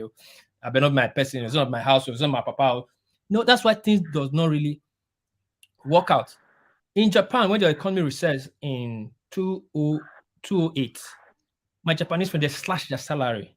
So at one point I was saying that they slashed you guys' salary. Why don't you protest and all that? And the guy said something in Japanese. I said, the last thing says shogana. Shogana means it is life. We have to accept it. They accepted the fact that the country is passing through hardship. The people have to break their back so that the country will stand. And they all put everything into work to make sure they pass through that economic crunch that time. And look at them today. Who will do that in Nigeria? Who will decide to say, today we will stand and face the challenges of Nigeria? It's not going to be easy, but at the end of the day, they're going to be light at the end of the tunnel. We are not ready to say that yet. The man that is in the north that is having 8 children, having 4 cows, he does not have problem. He does not even use money, so he doesn't worry about money. The one that is in the creek that is seeing fish does not have problem. We must bring everybody together and show them the immediate problem we are facing, the danger of tomorrow, so that we come together and decide this is how we want it. Laws are not made for men. Laws are made for people. How the people will go. It's not going to suit you. They're not designed to suit you. If they're designed not to suit you, then that law is biased. You must put a law that guards the people who are bad to it. This is how we want it. There's no perfect law. There's no country that have a perfect law. But how you abide to that law is the way that is the road to perfection for that law. It's not sweet in Japan. Yeah, Japan, if they arrest you, 4 days you don't see light. It doesn't happen in any country. It's compulsory. 4 days, no lawyer will see you. You know how many times you go to Japan, you see human right. Japan here, you see human right everywhere. Because their law is a draconian law in a disguise. When they arrest you, the police don't come. They don't come and they don't arrest suspects in Japan. If Japanese don't have evidence for you, the police don't come. If it's 100 years, they leave you play. But then they come, they already decide your case. When they come, they arrest you. The 4 days you don't see light. And their release date is either 4 days, 11 days, 21 days, or 3 months. No lawyer will sue them to court. Because they all accept the law. That's why the country is good. They know every Japanese kid, any offense they do, they already know the offense. They don't cry, please God forgive me. They already know their offense, they'll go and serve it. That's the country that works. If anything happened in Nigeria, call commissioner of police. Those days when we were growing up, I remember some people would arrest their sons. Said, arrest him, lock him up. Hey, he didn't sleep at home. He's following some bad gang. Arrest him. Nobody will please, do can I this. interject? Continue, my brother. Yes. Folly. You're welcome. Yeah. How are you? How are you doing? Yesterday we couldn't hear from you because of your battery. Your battery messed up. That is Nigerian factor. How are you doing, my brother? Thank God, we're fine. Yes. Yeah. Thank God. Yeah. Yes. I think. And I have a couple of questions from you as well. Yeah, coming. Okay, I think I love the way you guys actually narrate and explain what is happening to Nigeria this morning. I can see the passion that everybody is now putting in place to make sure Nigeria get it right. Because from the past, Nigeria can decide. A Nigerian can decide to pass through Mediterranean Sea just for him to go and look for green pasture instead of him staying here to build his own country. And I think the problem of Nigerians will actually solve by those people who are already exposed, who have the exposure, who know how the community works over there. And at this junction, I'm actually seeing the future. I'm saying it that we're actually having a future now, because when people are rising up for a cause that wants to be standing up for, and I think it's a sign of a freedom for everybody.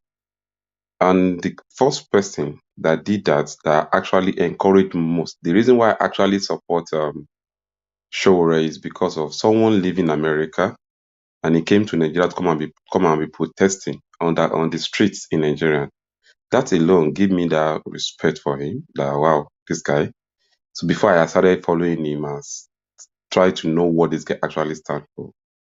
But today, I believe all Nigerians are now rising up for the same cause.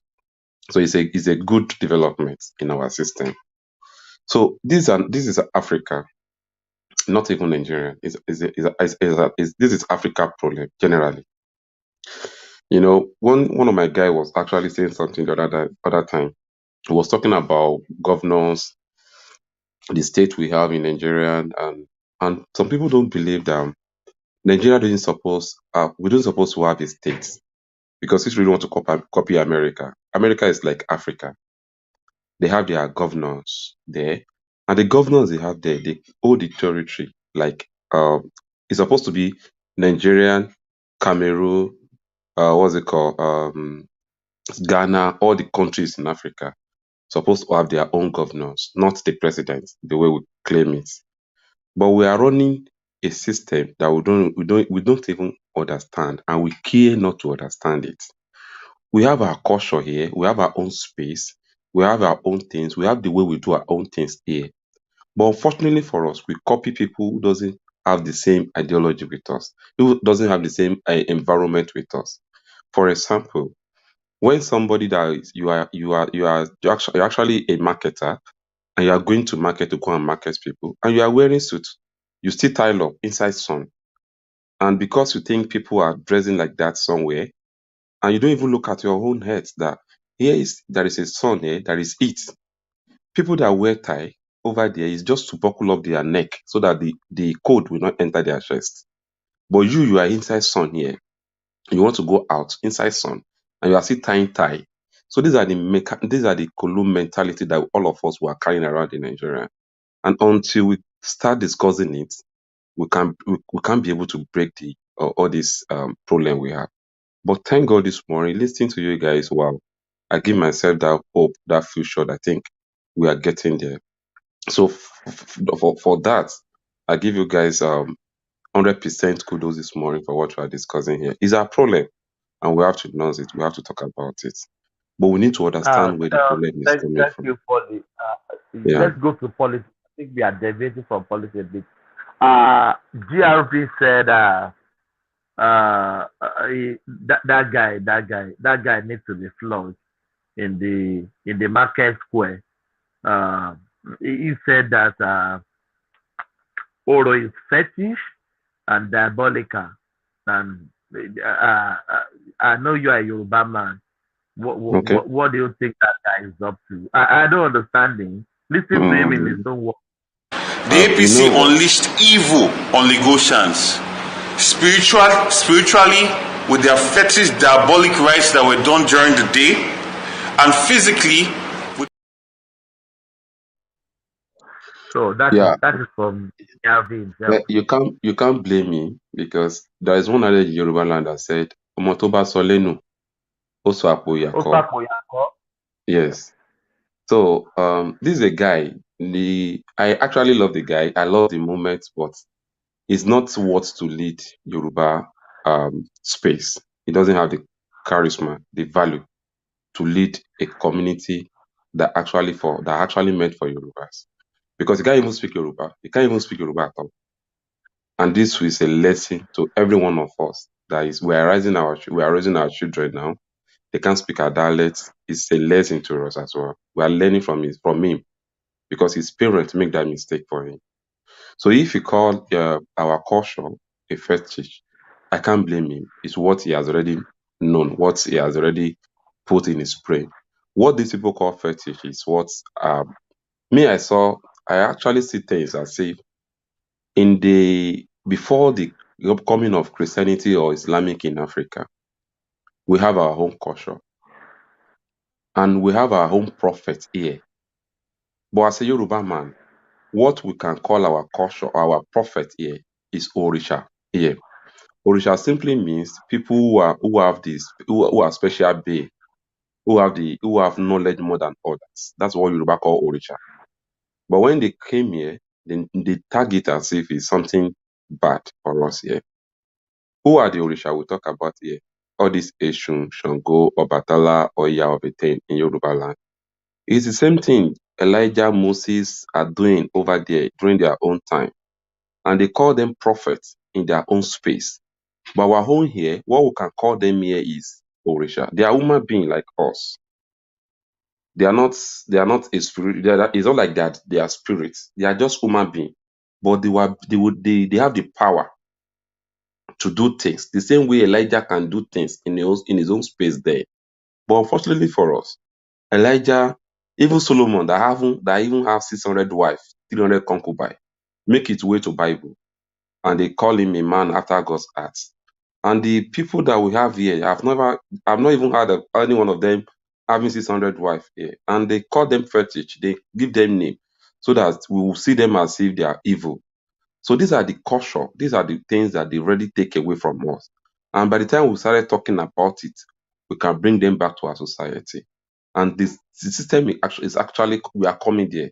I think that guy, after this election, he will sit down and rethink on how to, because I heard him saying he already has a Yoruba teacher that will be teaching him how to speak Yoruba. That is a good thing. That not nonsense? A fool at 40? No, it's never. You don't blame me. You don't blame the guy. Blame his parents. Foley, thank you so much for. I think I love your beautiful presentation, and thank you very much. I just want to say that just to support what you said, that I want to extend it that I blame his regarding GRV. I blame his parents and I blame him. You know why? Yoruba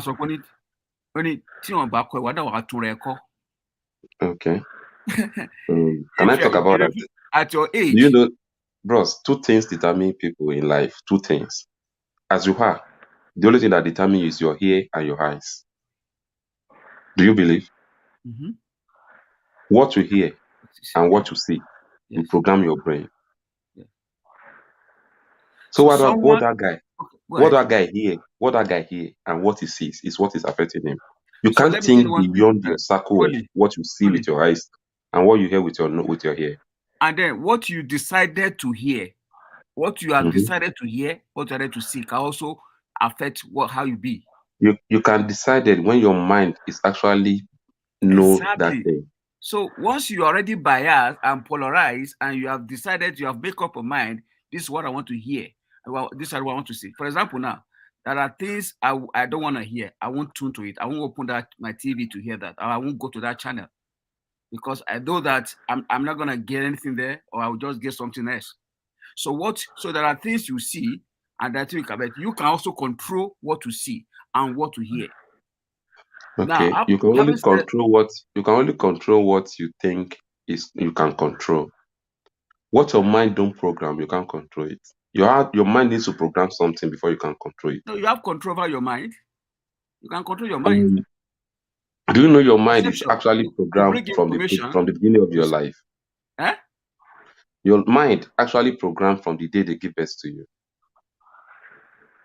So that's what I'm saying. But by the time you become an adult, and that is why you get punished, or you get punished or justified. And that's a punishment for him. That's a punishment for him. So that's why I'm saying that I still blame him because I'm not going to blame. If he commit a crime now, I'm not going to arrest his mom or his father, his dad. I will arrest him. So therefore, I blame his parents who didn't train him, but he ought to have trained himself too. He's 40 years thereabout. I think it's 40. I don't know his age. So 20 years of his age, he had the opportunity to train himself to become who he wants him to be. For example, the parent can send you to school, but they can't force you to read. They can't go to classroom with you. You know? But Shola, that is what he decides to know in life. He decides to learn Igbo, not learn Yoruba. Exactly. That's why I say you can't say you can't blame him. I blame him for what he decided to know. Let me tell you, parents matters a lot in everything you are doing. Yeah. His mom, I'm sure that guy is more closer to his mom than his dad. That is the problem. That's where the guy got it from. That is normally for boys. Boys are closer to their mom. His mom was one controlling him. That's the problem. Starting from the beginning of his life. So he believes in his mom's side than his dad's side. From the beginning, he loved his mom more than his dad. So that's the problem. That's the problem. Yeah. He didn't grow up. For example, my mom can tell me, don't go to this house, don't go to this. I will listen to her, but I'll begin to find out why is she saying that. But Adibin, he has his own dad's side. He also has his own mom's side. He tried to make the two together. By now, he'll be able to speak his own dad dialect and his mom dialect. And that will be an advantage to him. But his own mom was one controlling his life all through. Because I listened to that woman on the radio, on the TV, when they are doing the election. I noticed that this is a woman that brought this man up. The man has to. He will definitely have the problem. Is it the video where he said, "I'm the mother of the incoming governor"? Yes, that's video. Yeah. I laugh here too because that should tell us everything about that guy. The resemblance, the attitude, the arrogance. That should tell us something about that guy. Exactly something about that guy. Yes. So, and that is why I said I blame both of them because you want to govern me, and the idea you don't respect me. Now look at what I saw again. One of the video. I'm not on the news on newspaper is that when he went to meet the Oba of Lagos, you did see that he was putting on his cap. Because he was not trained that way. He was not trained not to. Even putting on the red cap. The red cap. Come on. That's in the palace of a king. Yeah, a Yoruba man. That's an insult. So if people cannot see that we are people of culture, we have our own way of life. Yoruba, we have our own way of life. You can't come and govern me, and you are disrespectful. You don't even know my way of life. And the one how you are disrespecting it, and you want me to come and vote for you, that is slavery. That's oppression. Well, I personally, I don't want to stand It's not matter about his name. It's not about his name. It's about our culture. We don't care about his name. We don't care about his education. We don't care. I actually shared something here yesterday. That when we were talking about culture, we are talking about Obi'S. Before, when we have Obi'S, before you can even crown you as a king in Yoruba land, you must know what you are going there to take. Because any mistake you make, you are going to pay for it with your life. But that is when Obi'S were still Obi'S in Yoruba land. Before you can even become Obi'S, there are a lot of things you have to sacrifice. You need to eat something, put a lot of things on you, so that whenever you want to step on anything that is not good, that thing will definitely affect you. So everybody you'll be cautioned. So you see the throne as a throne that you have to respect that throne, even yourself. But today, many of our Obi'S don't even respect their throne, because those things nobody is doing all those things again. Once you have money now. You know why they are not doing that anymore? Because they have relegated the position of Oba to be under the governor, under the local government. The day we change that, arrangement through our constitution, whatever, where the president are just parallel. Even the so-called Afobajes, all of them were also into they're also problem. They go for the side. But for them, they are not autonomous. Yes, they are not. They're not autonomous. No. The governor can look at Sanusi now. What I'm saying is this: Afobajes as well, they are also evil. Most of them, they are actually after what they want to eat from the Obas. Because I have a lot of people that want to go and be kings in their village. I know how they treat them. They go for the best person that have the money among the contestants. These are the things that affect, like Ori of Fortuna, the present Ori of Fortuna. There was a guy. So Ifa doesn't choose king anymore. No, even the present Otun in my state, the present guy there, the Ifa said the guy is okay, but there was a guy that is more okay than him. But that one, the town, they will need to gather money to contribute money for him to buy a car. And that's why they go for the one that is a bit okay, not the one they can buy a car for, because the guy doesn't have money. That's serious. So that's the problem we have here. And whenever we have that kind of person, that kind of system in place, when we are talking about our youth of nowadays, people think that those youths are just misbehaving. No. Even parents have lost the parental voice on them. When a father and a mother were collecting 50,000 in a month and they have 3 kids or 4 kids in university, how do you think they can have parental voice on them? That is not possible. It's not possible. Because the child will be the one that will be feeding himself, doing a lot of things to sort the family out, sort himself out. So by doing that, the value that we're supposed to have, when this Nigerian problem, bros, it's conquer. It's not something that we can just use our mouth to discuss. It's very deep.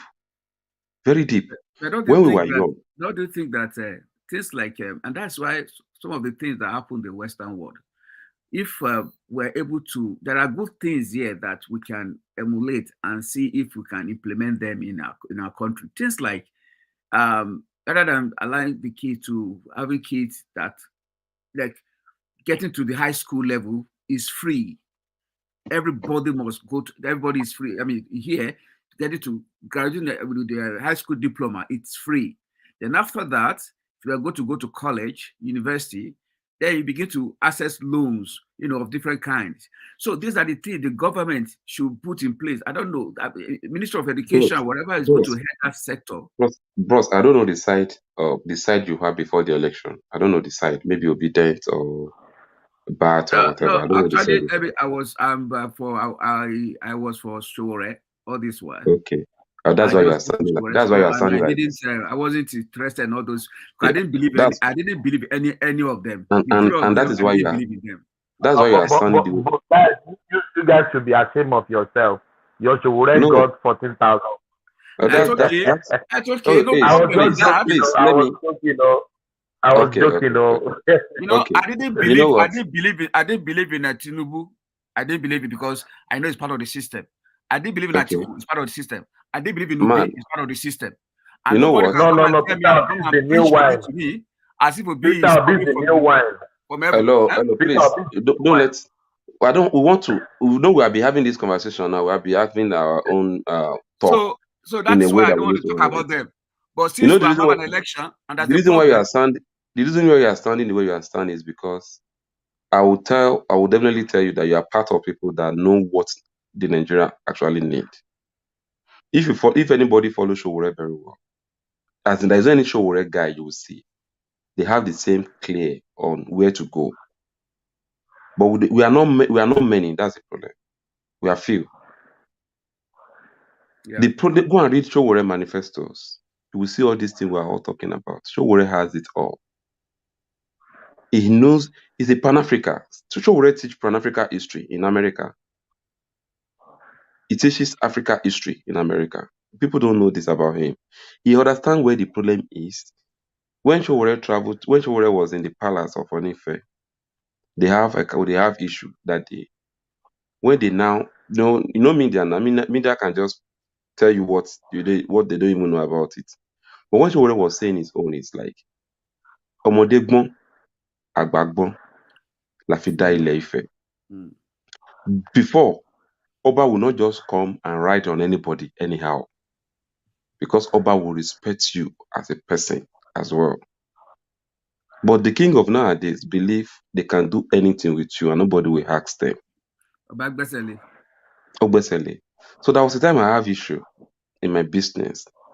And a man was actually threatening me, trying to fight me. And the best place I think I can go to is palace. No, there was a particular chief in my street. He encouraged me to go to palace. So when I go to palace, I tell them my story. They call one of their this thing to go and bring the man. When the man now came, before the man came, they actually be in support of me. But immediately the man came in, they know he's the son of someone from the palace. Do you know the story changed? That was the day I vowed not to go to palace again in my life for anything. Yeah. Do you know, before I came back from the palace, I met this guy later from Commissioner of Police on my table that I should come to Commissioner office. You know, immediately I received the letter, I was very afraid. I called a lawyer. He said I should tell them that I'm not coming on Monday. That I already have where to go to on Monday. That I should tell them I'll be coming on Wednesday. And I picked my call. I dialed the number. I told the guy, okay, please, I saw your letter. I don't want you to look like I'm disrespecting your office. But now I already have a place to go to on Monday, which is very important to my own life. So on Wednesday, I'll be there. I'll be there. So when I got to the place on Wednesday, I noticed that they are using, this man is a friend to Commissioner of Police. So he wants to use his friend to cage me. You know, by the time I expressed myself in the presence of the commissioner, he noticed that, oh, this guy is not kind of person someone can just cage. He called the guy and he told him, it's because he asked me to go and sign another taking that I'm not going to be doing what I'm doing then. So I said, okay, can anybody ask you to go and resign from your office today? This is my business. You can't ask me to go and sign another taking. This is where I think I can do my business and my business will flourish. So you can't tell me because someone is your friend. So can anybody tell you to go and resign from your table today and you do that without doing anything? He walked me out of his office and I actually go out. When I got to where I was supposed to write my undertaking, I told them not sign anything. They should let us go to court. The guy called him that the guy he's not applying. No, he said, let him go, let him come back tomorrow. They delayed me for almost a week. But when they knew that I actually know what I want for myself, he called the man in question, go and settle with that guy. That guy will not take a shit for you. And later, we fight for almost 3 months. When the man now know the effect of what I'm doing in his business, he has to call me. He even actually offer me money. I said, no, stabilize the business. Let's us be enjoying our business. I don't need your money. So by the time we settle that correct, everybody in my state enjoying it. But none of them is aware of what I passed through at that particular time. So since then, I've been seeing myself as, if anybody offer you 1 naira, you have 20 naira, and you have 100 naira in that person's hand. They just want to buy your 100 naira with 1 naira. So most problem we have in this country is all of us here, we are looking for where we can get our bread, whereas the whole bakery is supposed to be our own. So the problem we have here is beyond, when someone is angry, is very hungry, you can do any shit with them. And these advantages that the politicians are using for our people. I wish you can witness Nigerian election once. You will lose hope. The only people that can save Nigeria is us here. Except we started coming down. But we are not in Nigeria. How can we save Nigeria? Okay, you are not in Nigeria, but I actually know you in your family. You have almost 3 or 4 people that will depend on you. More than 4 people. Okay. I'm just saying. If you call for, if all of you are begin to call for them and instructing them where to go, how to go, they will listen to you as long as you go. They don't know the candidate. What do you want to do? No, it's not about you educating. It's not about, if all the Nigerian in diaspora begin to call for 4 people, before you know, the candidates will be known. That's true. Yes. That's true. And we have a candidate. We have a candidate who is willing, to deliver the system. By the time everybody begins to call 2 or 3 people here in Nigeria, you already have the number. Because all of us, there is no family. Only Shola, take this back, people. Just tell Shores to give up. If politics is not going to work in Nigeria, I said this, forget it. The next election, if you run the next election, you will get 4,000 votes. The upper one will get 1,000 votes. At the end of the day, you won't even get anything anymore. Okay. Funny, don't get me wrong. What I want is what Shores stand for. Okay. That is what I want. Okay. I always tell people on this platform, don't sell Peter Obi to me. Don't sell Kwakwaso to me. Don't sell Tinubu to me. Don't sell Atiku to me. Anybody that has been in these 2 parties, they are not fit for purpose. If you really want change, go towards Adewale, go towards Showore. That is the change Nigeria wants. Not Tinubu, not Atiku, not Obi, but the Nigerian territory, Nigerian, Showore is too brutal. It's too truthful. It's everything of him is too Do you know? Nigeria is not a true country. Nigeria is not a true. Europe is bad. That is what we based on. Do you know we have exactly the kind of leader that we deserve in Nigeria? I know, yeah, of course. Yeah. But the problem we have is this. For a very long time, all these people that cast votes, will fail them because most of them don't even know what governance is all about. Yes. We that we know, we did not even educate them about it. We deceive them. We don't even talk to them at all. No. No, what I'm saying is that, Foley, the campaign was based on deception. On deception. They deceived people all over the place. And this thing we're talking about. I saw one video. I saw one video that they showed me in my family platform. And they were showing the video in one rural remote place in Kaduna. Very remote, maybe the southern Kaduna.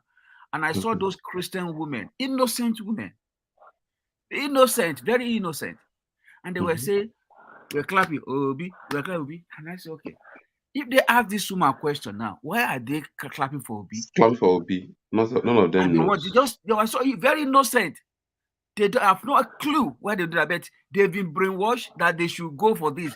People, I don't know. I know So if I say this, people will not believe me. Do you know Tinubu is better than Obi? The only thing that affects Tinubu, the only thing that affects Tinubu is old age.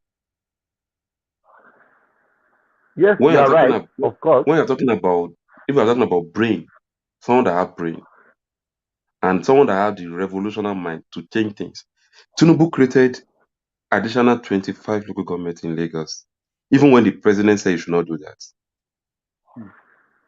And he did that successfully, and he paid their salary for 3 or 8 months and for 2 years without federal government releasing his location when he was ruling Lagos as a governor. These are the mind that you know that these people are revolutionized. But the only thing that I'm afraid of is that age, because everything that has to do with age is very important in governance. The age, that is the only thing that make me not to support Tinubu. Because by the time he gave out the work to people to do, many of them will not deliver and will not know, because the mental capacity is no more there for him. But in terms of achievement, Tinubu is a greater achiever than Obi. I was looking at Anambra market yesterday. Market floor, as in the market, the whole place was taken over with water.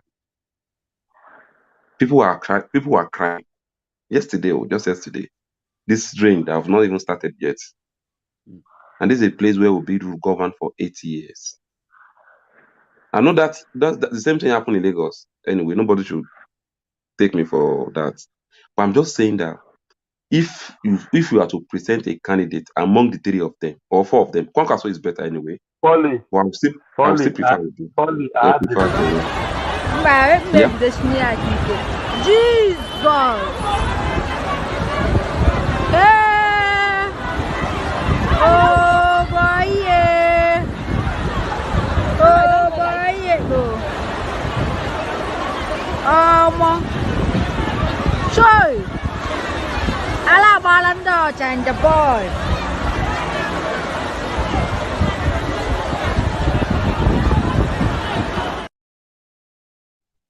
This is exactly the video.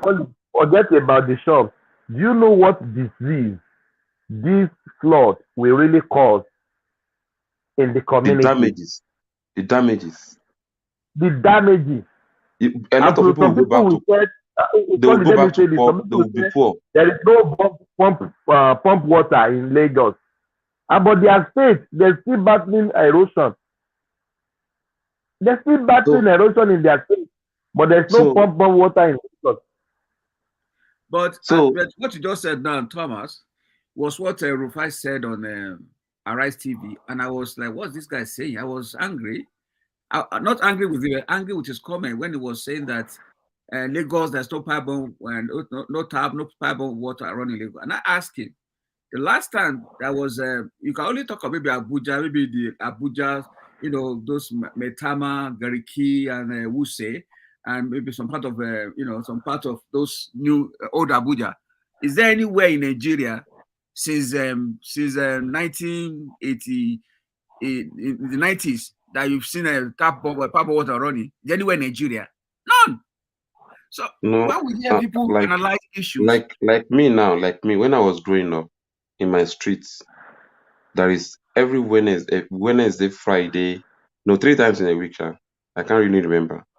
They used to give us water. We fetch inside one big bowl that we use till the next day. Then the next time they are going to give us water.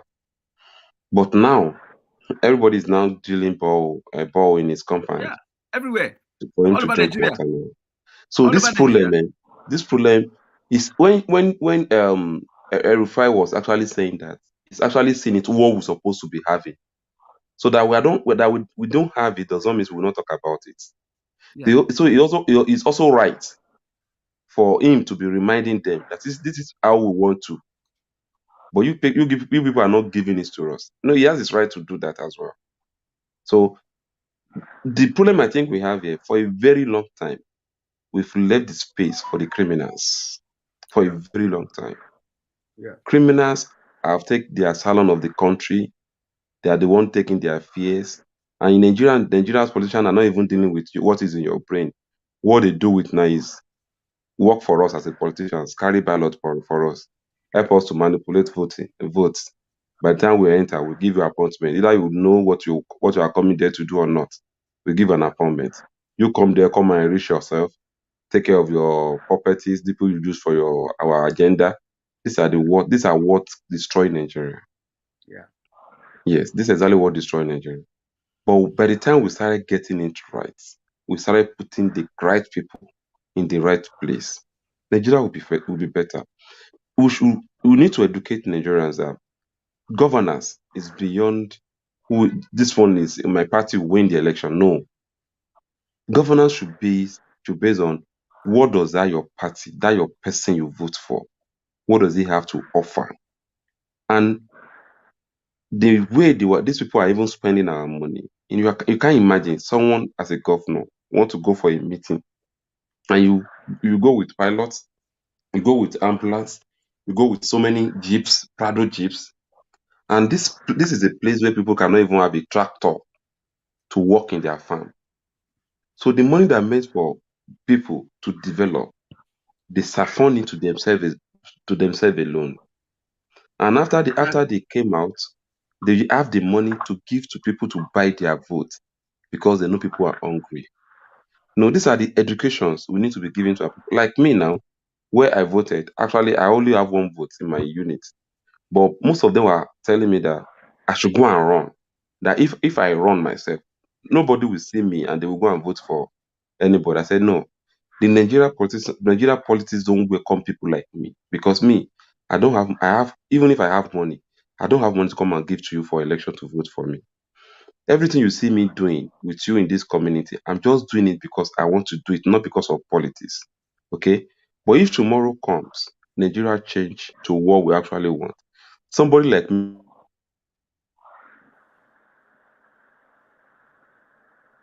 Hello? Do we have Hello? we lost Folly. Yeah. We lost Folly. Yeah. Thomas. Yeah, I can hear you. We lost Folly. Yes. I think it boils to the point that that political class is too juicy for and that's what there will be a lot every 4 years there will be trouble. Envelope it, give them on your name, let people begin to see.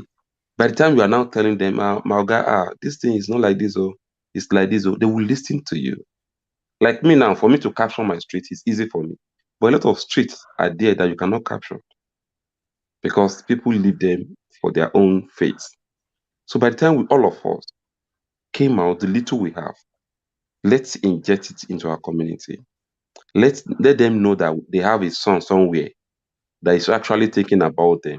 So by the time you want to tell them where to go, they will definitely follow you. They will definitely follow you.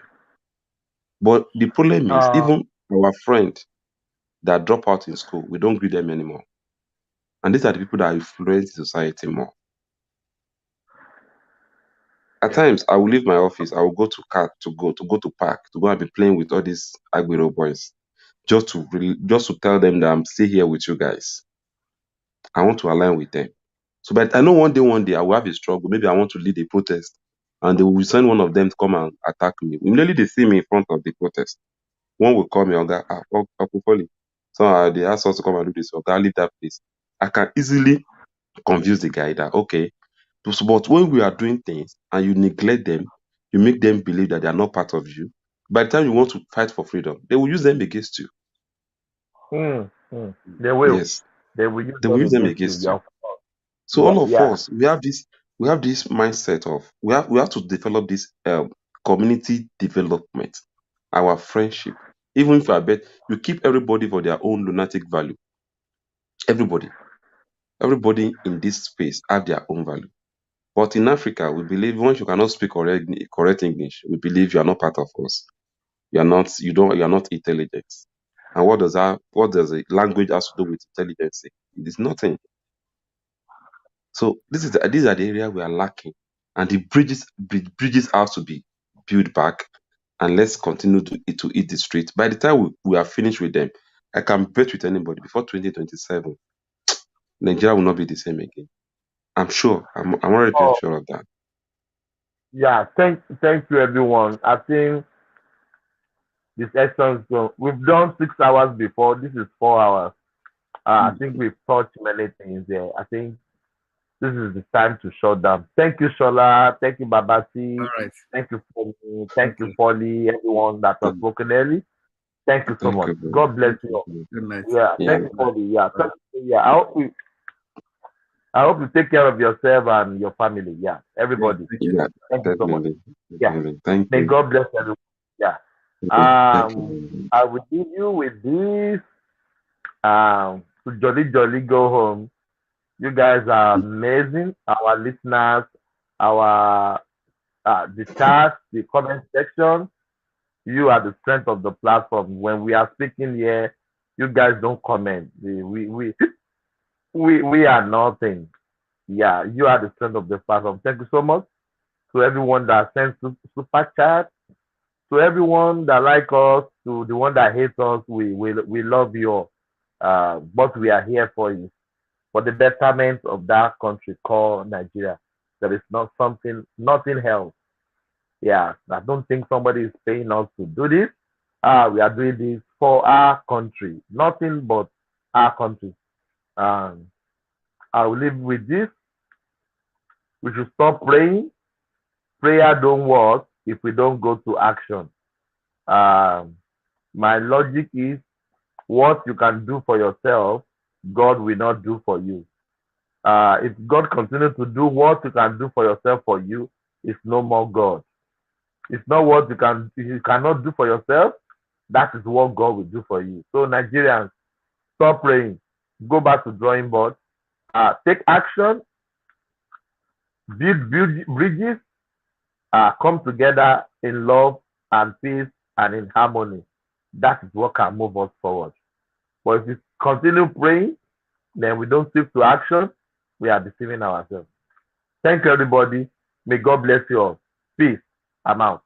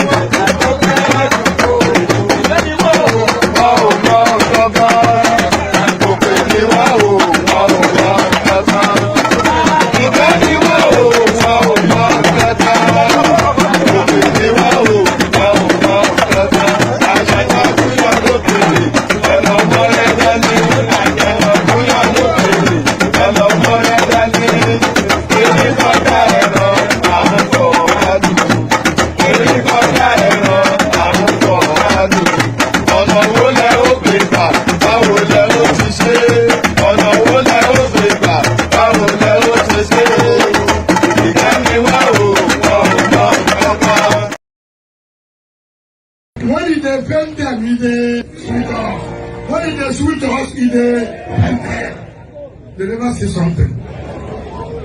As in the sweet us, you go to pay them. As in the pay them, you go to sweet us. As in the